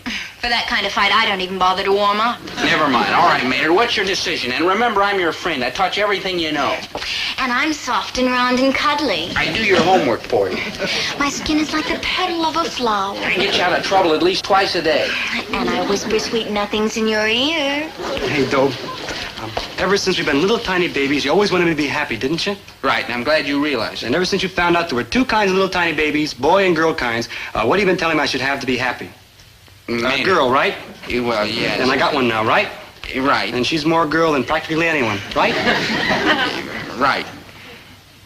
Goodbye, good buddy. All right, so I lost Maynard to that ponytail calculating machine. But it wasn't a fair fight. I mean, her ammunition was so much better than mine. However, if Maynard insists on getting involved with that kind of a person, I'm going to keep hands off and let him suffer. Maynard, my pet, are you happy with your little Elspeth? You bet. You're the best neck scratcher I ever knew, except for my Aunt Walter. Then you will follow my instructions. From now on, whatever information your nose picks up, we'll peddle to the highest bidder. Sure, Oh, but that ain't nice. True. That's just legal. True. And unhonest. You're going to do it. Yeah, I'm gonna do it. Over my dead body, he's gonna do it. Sure, Maynard had dumped me and let Elspeth trap him, but let's be fair. Look at the bait she'd offered. And Maynard is, in a manner of speaking, only human. Yes, sir. Now he needed my friendship more than ever to save him from becoming a low-down, disreputable criminal. A low-down, disreputable criminal? You bet. Mr. Krebs's nose will find him. Right. Our price depends. On what? On what you can afford, of course. Why don't you drop by the office and we'll discuss it? Bring money. Who says you can't squeeze blood out of a turnip? Yeah, who? What's wrong, Maynard? Well, we've been partners now 10 days. That's almost a week. And you've been making me use my nose for all kinds of mean and sneaky things. For money. I mean, like sniffing out them chemicals for the kids in the chemistry class so they get A's in their test and like that. I mean, I feel evil. Maynard, sweetheart, would I ask you to do anything that wasn't right for both of us? Uh-huh. Well, all right, but it's only because I'm looking ahead to our future. And to think you don't trust me. Oh, don't cry, girl, huh? Poor little me, always misunderstood. Like there. I was only trying to make us happy. I didn't mean nothing, really. Then you do have faith in me. Oh, you bet. What kind of cat and bounty do you take me for? Oh, well, that's better. Now let's get back to work. Your nose has an appointment that is going to make us a fortune. Maynard, I came to save you. Like, hi, Dope. What's the caper, pal? Maynard, take off that silly trench coat. You're coming with me. Ha! Ha! Maynard. Oh, just hold me at my end of the conversation. Maynard, if you stay here, Elspeth will turn you into a crook. She'll ruin you. No offense, Dope, but you're all wet. She wouldn't do that. She likes me. Bunk. Without your nose, she wouldn't even talk to you. Without a nose, I look pretty funny. You know what I mean. If you caught a cold and lost your sense of smell, she'd drop you like a hot potato. She would? She would. I would not. She would not. Maynard, you're going to regret this. Oh, Dope, no offense, but she would never do a thing. Maynard, you sneezed. Not me. You have a cold. Oh, yeah, I get all the time. I mean, I get 8 to 10 a week. It's just... I mean, it's like, it's like 12 years if I had a stuffed up nose. Maynard, that's awful.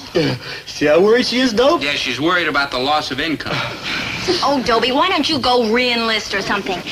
Maynard, my pet, when you do get a cold, what happens to your nose? I sneeze to it. Oh, I mean, Maynard, would you do little Elspeth a favor? Anything, little Elspeth. Close your eyes, my pumpkin. Anything you say, my little doll. Now, sniff this and tell me what it is. Oh, that's easy. That's a liverwurst sandwich. And what about this? It's a bottle of ink, indelible. Back off, Dobie. He's my property. Now, Maynard, do little old Elspeth a favor and go and get the telephone book off the table with your eyes closed. Oh. There's a lamb. Sure, Labby, it's as easy as falling off a dog.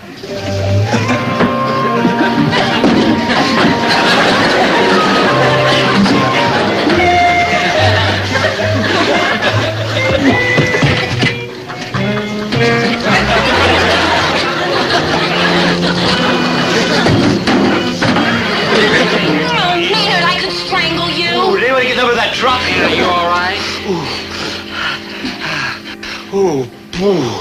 I know what happened. Everything just seemed up and bumped into me. What happened is you bumped your way right out of my life. Arrivederci, creep. But little Elspeth. Back off, Buster. You lost the nose bit, and without that, you're a seedy, shabby nothing.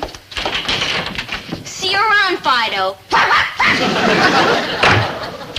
I'm sorry you had to find this out the hard way, Maynard, but it's lucky you caught that cold when you did. What cold? What cold? The cold that just made you... Oh, Maynard, you sly dog. Maynard, this is wonderful. Yeah, no more than a normal light for me. I'm going to turn off my super nose and smell just like everybody else. No more detective agency, no more sniffing around for money? No, I mean, I'm just going to be the old, sweet, lovable old Maynard. Right, and best of all, you're rid of that money-crazy Elspeth. True. Yes, sir. From here on, Maynard, it's just you and me. I'm afraid so, Dobe. I'm afraid so.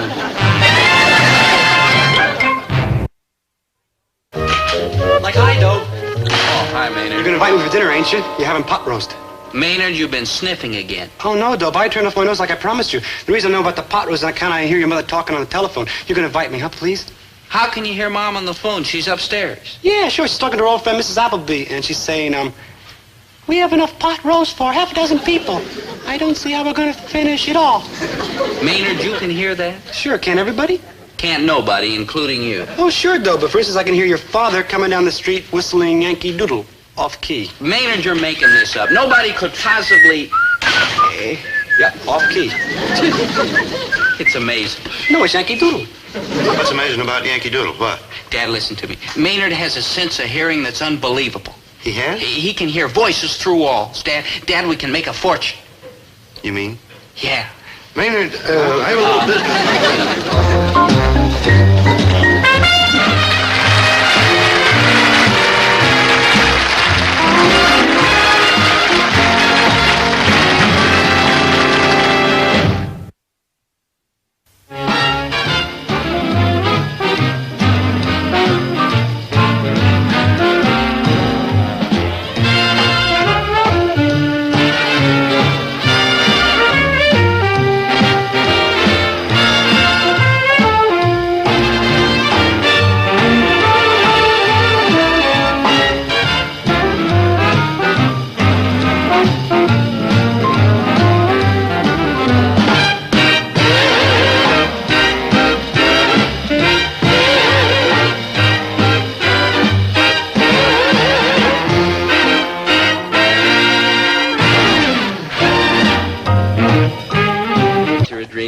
A poem, your face a rhapsody? Yes.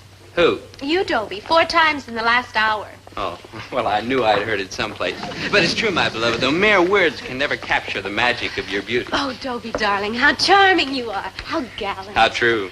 No wonder I love you so much that I can overlook your one little fault. How true. A love like ours is a sun... One little fault? Please, my sweet, let's just forget that I brought it up. That's impossible. How can we go strolling down life's highway together if that one little crummy fault's sitting there ready to booby trap us? Now, come on, tell me. Dearest, if I do, you'll get mad. Angel, I never get mad, so tell me already. All right, you ask for it. Dobie, my love, you are cruel. Cruel? Me? Lovable me? Also heartless. Me? Lovable me? Also cold-blooded and inhuman. Me? Lovable me? I'm afraid so, Dobie. Oh, you're not that way with everyone. It only shows up when you're dealing with one of nature's most wretched, miserable, mistreated creatures. You right? There, you poor, miserable, mistreated creature. Maynard? It's Maynard I'm treating so cruel and heartless? Yes.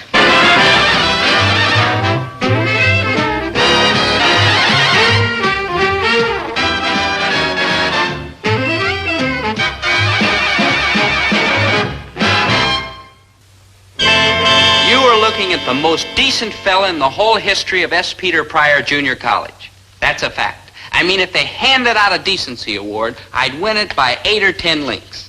A modesty award, maybe not. But decency, a piece of cake.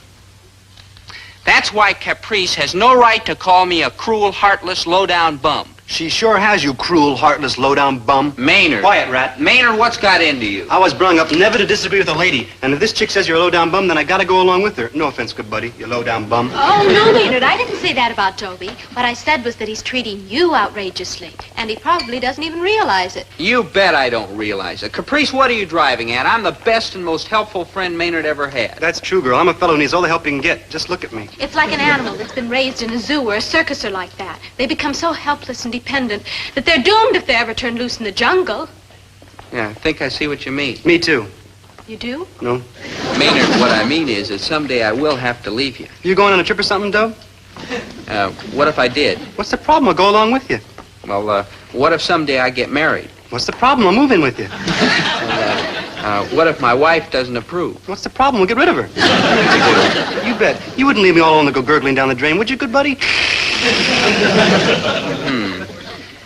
Caprice, would you step over here for a minute? I'd like to talk to you. Excuse us, Maynard. Sure, Doe. Caprice, you're right. I was a fool for not seeing how I'm ruining Maynard. Now, there's only one... Maynard, we thought we were alone. Keep right on talking, Doe. Ain't bothering me. Yeah, Maynard, why don't you go over there by the science building and watch for the rhinoceros? I hear there's one running loose in the neighborhood. Oh, no. You don't fool me that way. I know there ain't no rhinoceroses over there. That's just a trick to get rid of me, ain't it? Yes, Maynard, it is. Maynard, where are you going? To look for the rhinoceroses. You know how much I like to get fooled. Maynard's a whopper of a problem, all right, but there's nothing I can do about it. Of course there is. He's still young. He still may be able to learn a few things. Oh, it's a dim prospect, I'll admit. But if we wait any longer, he'll be much too far gone to save. Gee, I don't know. Like help, Doe. Like help, good buddy. I was trying to tie my shoelaces all by myself, good buddy, but I think you better give me some help, huh? Now do you see how helpless you've made him? Now do you see why you have to shove him out of the nest so he'll learn to fly for himself? Yeah, and now. This is a picture of a baby bird in its nest. This is Maynard G. Krebs. Now, what do these two elements have in common? They both got to be pushed out of the nest so they'll learn how to fly by themselves. I'm not sure about the bird, but I know it'll be tough for Maynard. He still has trouble walking. It was the most painful decision I ever made in my whole entire life, but it had to be done. I had to get Maynard out of my life, totally and entirely, for his own good. And it ain't going to do the rest of us no harm either. But that isn't nice. Maynard is a sweet boy, and I enjoy having him around. You don't mean that, do you, Winnie? No. All right, go ahead and kid, but if Maynard stopped coming around, you'd miss him something awful. Try me, boy, try me. Please, Dad, whatever's wrong with Maynard's my fault. I babied him and pampered him and really helped to mess him up. And you did a good job, boy, because he is a mess. Dad, please. Dobie, dear, how can we help you? I've got to figure out the right way to get Maynard out of our lives. I'm on a sign on the door says, quarantine, bubonic plague. Herbert, that is a cruel, disgraceful idea. Do you think it would work? Just a passing thought, dear. What's all this hogwash about a right way? There's only one right way. Tell him to his face that it'd be better off for everybody concerned if he don't hang around here no more. That way there'll be no confusion. Like, hi, Mrs. G. Hello, dear. Like, hi, Dope G. Oh, hello, Maynard. Like, hi, Mr. G. Hello, Maynard. Am I happy to see you because I have something very important to say to you. To me, Mr. G? Just to you. Ooh, for joy. I mean, an important man like you with heads full of big, smart ideas is going to talk to me? Like, wow. Right. Now, wow, this is the most important thing that ever happened to me. I mean, I looked for you as like my father or a certified public accountant or the president, and you got words for me? Maynard? Oh, please, sir, don't talk too fast, sir, because I want to hear every word, like, real clear. Sure. I mean, when a prominent citizen like you, I mean, it's a little square, has something to say, it's got to be important. I mean, you got to listen to it.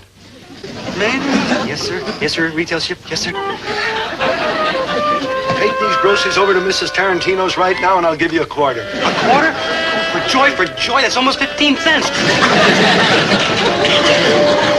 Our big, brave hero. No, Winnie, the circumstances just went with, you know, when you do something like Well, the truth of the matter is, I chickened out. Oh, Winnie, when that poor schnook looked up at me with those sick, soupy spaniel eyes of his, I just couldn't go through with it.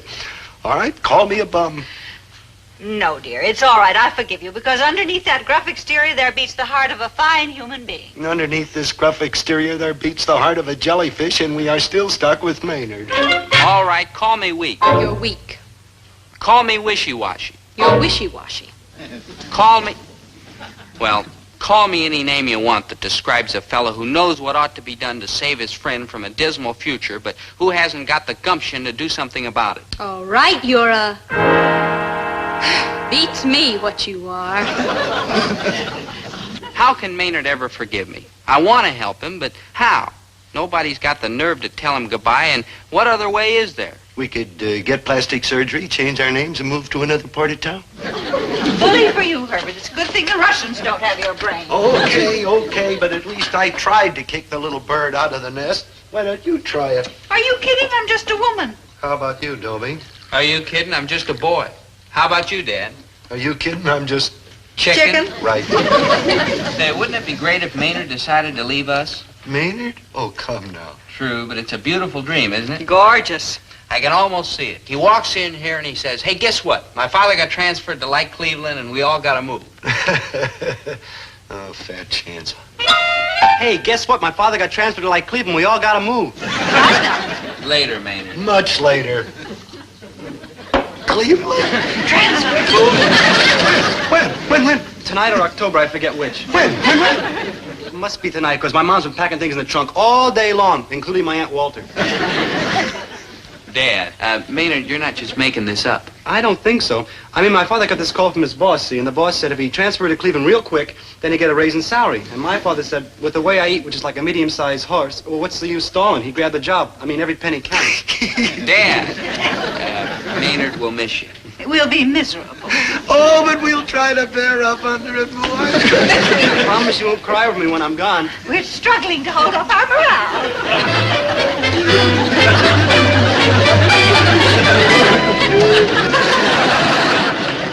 Man, your dad must have been crying on the inside because he sure was laughing like mad on the outside. Well, Maynard, I guess this is it. It sure is. What is it? Goodbye. Bye.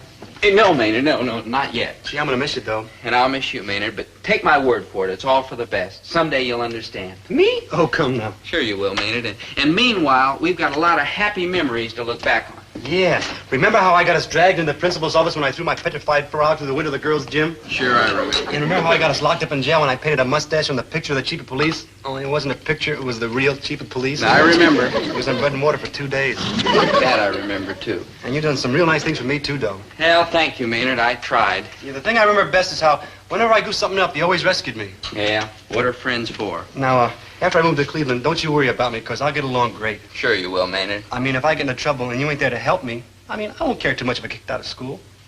Maynard. I mean, I probably will get kicked out of school and in big trouble, but a fella's got to learn to do something for himself, right? Right. So, like, hail and farewell, good buddy. Write to me sometime. I mean, if I'm not in jail or sick or too down and out to buy a stamp, I'll answer you. Well, moving to Cleveland. Moving? Who's moving? Maynard moves away from here over my dead body. What's the matter with you, boy? You clipped your curls completely. Why, it's what we all wanted, dear, for his own good. Yeah, the little bird flies out of the nest. Remember, boy? Remember? Oh, sure, I remember. I just got carried away for a minute. Maynard?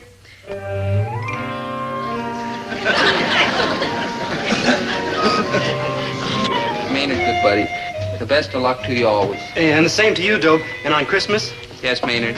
Don't bother sending me anything inexpensive. That's like a joke. Better get me out of here fast before I get too misty to fly in Cleveland. Have a wonderful time in Cleveland, dear. Goodbye.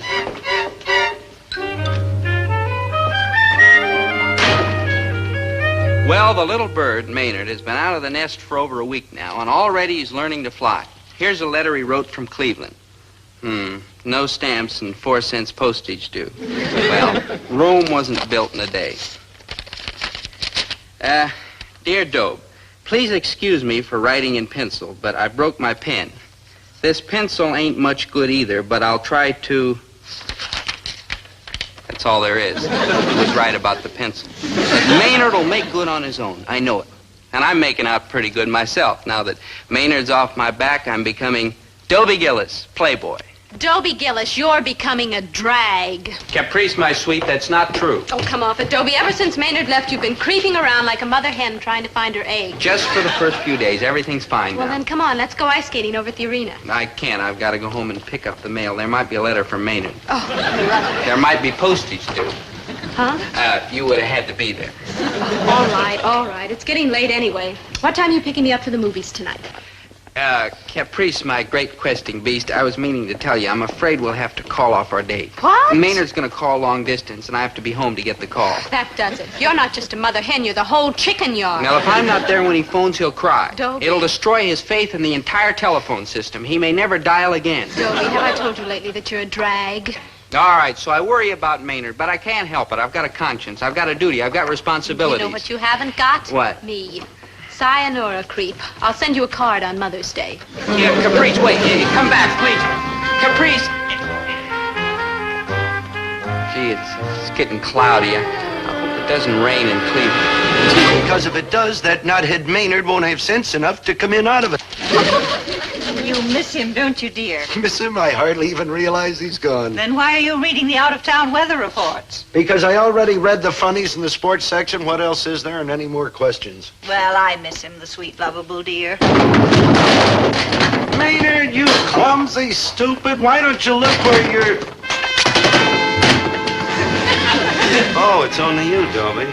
Only you, Dobie? What does that mean? Well, it just means... It means, dear, that for a moment there we thought you were Maynard. No, you miss him too, huh? Yes, I certainly do miss him, the sweet, lovable dear. Yeah, and I feel kind of responsible for him. After all, he spent the best years of my life here in this store. All right, so I miss him too. I think maybe we shouldn't have been so eager to send him away. It was for his own good.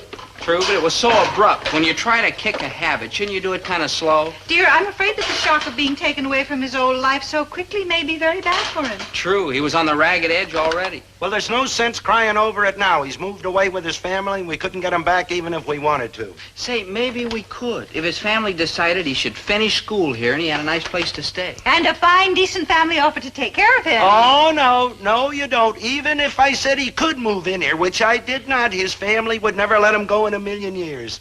I just came in from Cleveland by the train, and my mom and dad said they'd be happy as larks if you'd let me come and live with you.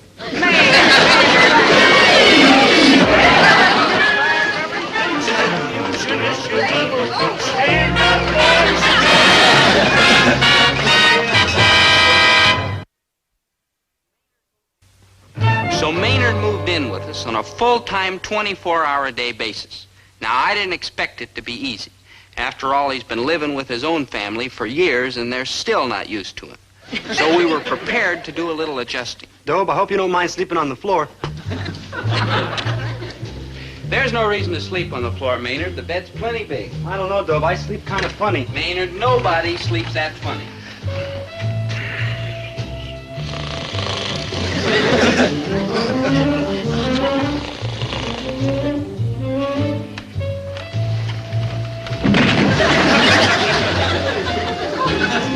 Maynard!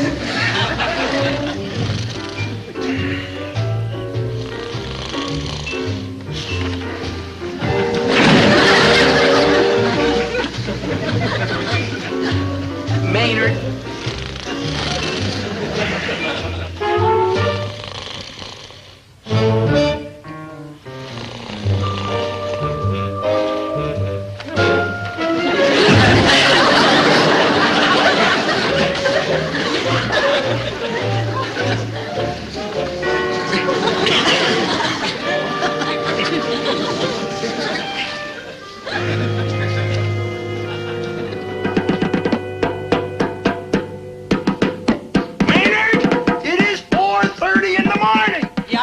When I'm in a strange house. Are you going to play the drums at 4:30 every morning? Yeah, you're nice people. You deserve it. This human drumstick has got to go. Dobie.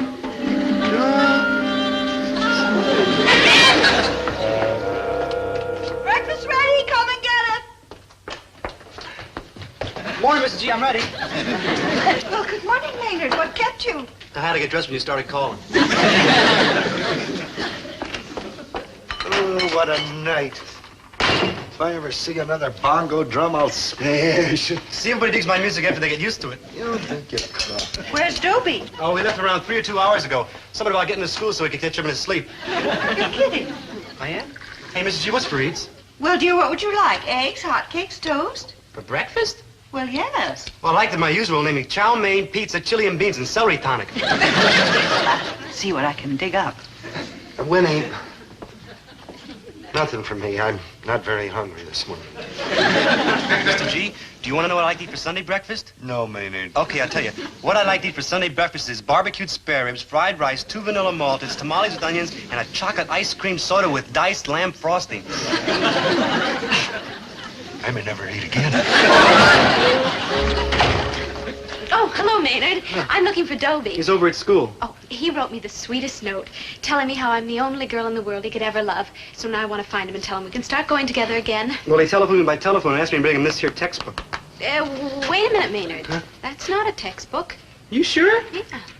Anderson, Amy, Klondike 54232. Blonde, blue eyes, fair dance, eats like a horse, won't let you kiss her goodnight.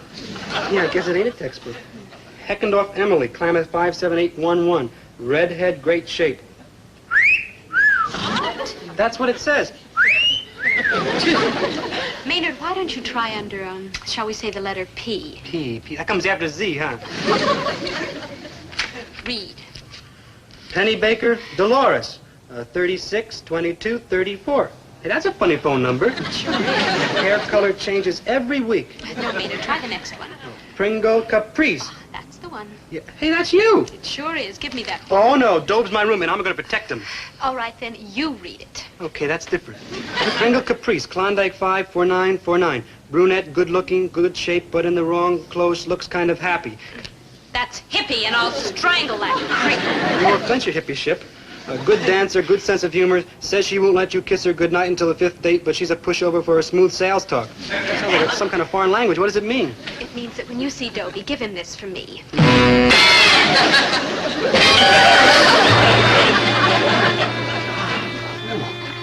Oh, hi, Maynard. Any messages for me? Yeah, from Caprice. She said to give you this.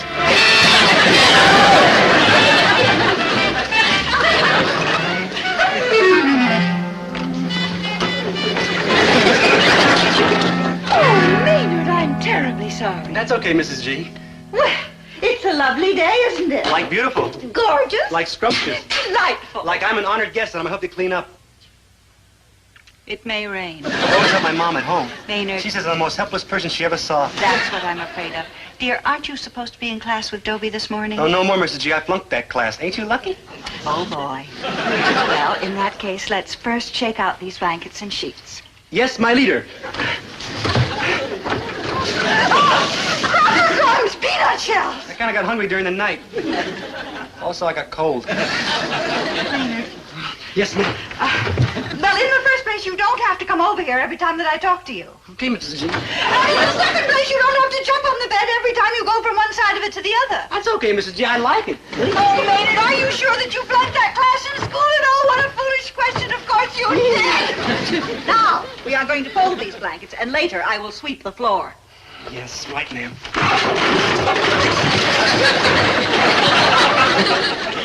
Maynard, I have a wonderful idea. Whatever you say, my captain. Why don't you go downstairs and help Mr. Gillis in the store? Who do you think sent me up here?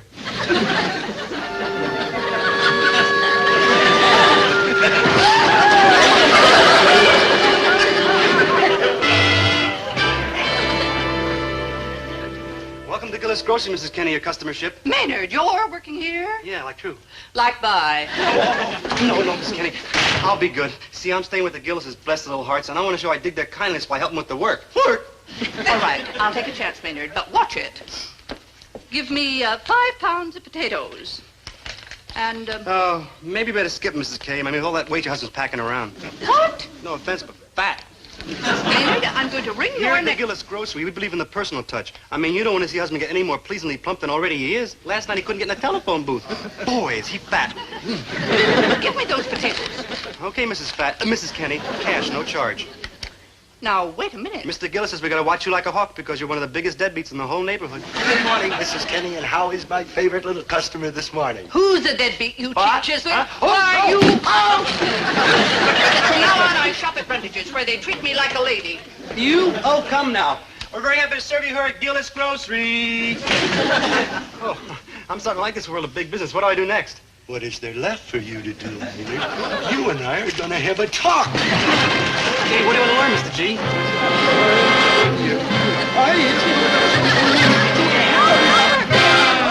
Daddy was only trying to help out. Help me out of the grocery business, that's what. I goofed again, huh? Well, I wouldn't exactly say goof. I would. And so would I. I was just trying to be part of the team, but I guess I just don't fit. I mean, that's what always happens. Whenever there's a round hole, I'm the square pig. Maynard, that's peg, and you know we love you. It's just that you're a, well, shall we say a trial? Shall we say pain in the neck? Maynard, dear. No, I'm going to pack my other sneakers and go back to my folks. I'm a pain in the neck to them, too, but they got to love me. My father looked up in the law books. I mean, he checked. Yeah, it's probably better that way, Maynard. I'm afraid it is, dear. You bet it is, dear. I'll telephone your folks in Cleveland and tell them that you're on your way. Why call them in Cleveland, Mrs. G? No offense, dear, but if you're on your way, they need a little warning. No, I mean, they ain't in Cleveland. They're right here in town. What? They moved back? Yeah, around 5 or 4 days ago. You've been mooching off us all this time. Without even trying to go home? My folks had a hard life, so I thought I'd give them a little vacation. You got a point. Like, thank you. But we need a vacation, too. Maynard, Maynard, I am going to wring your neck. I got a much better idea. What? Well, since my folks ain't in Cleveland, that means they're right here in town. That means I can go home. Good thinking? No offense, but... Good thinking! Good thinking.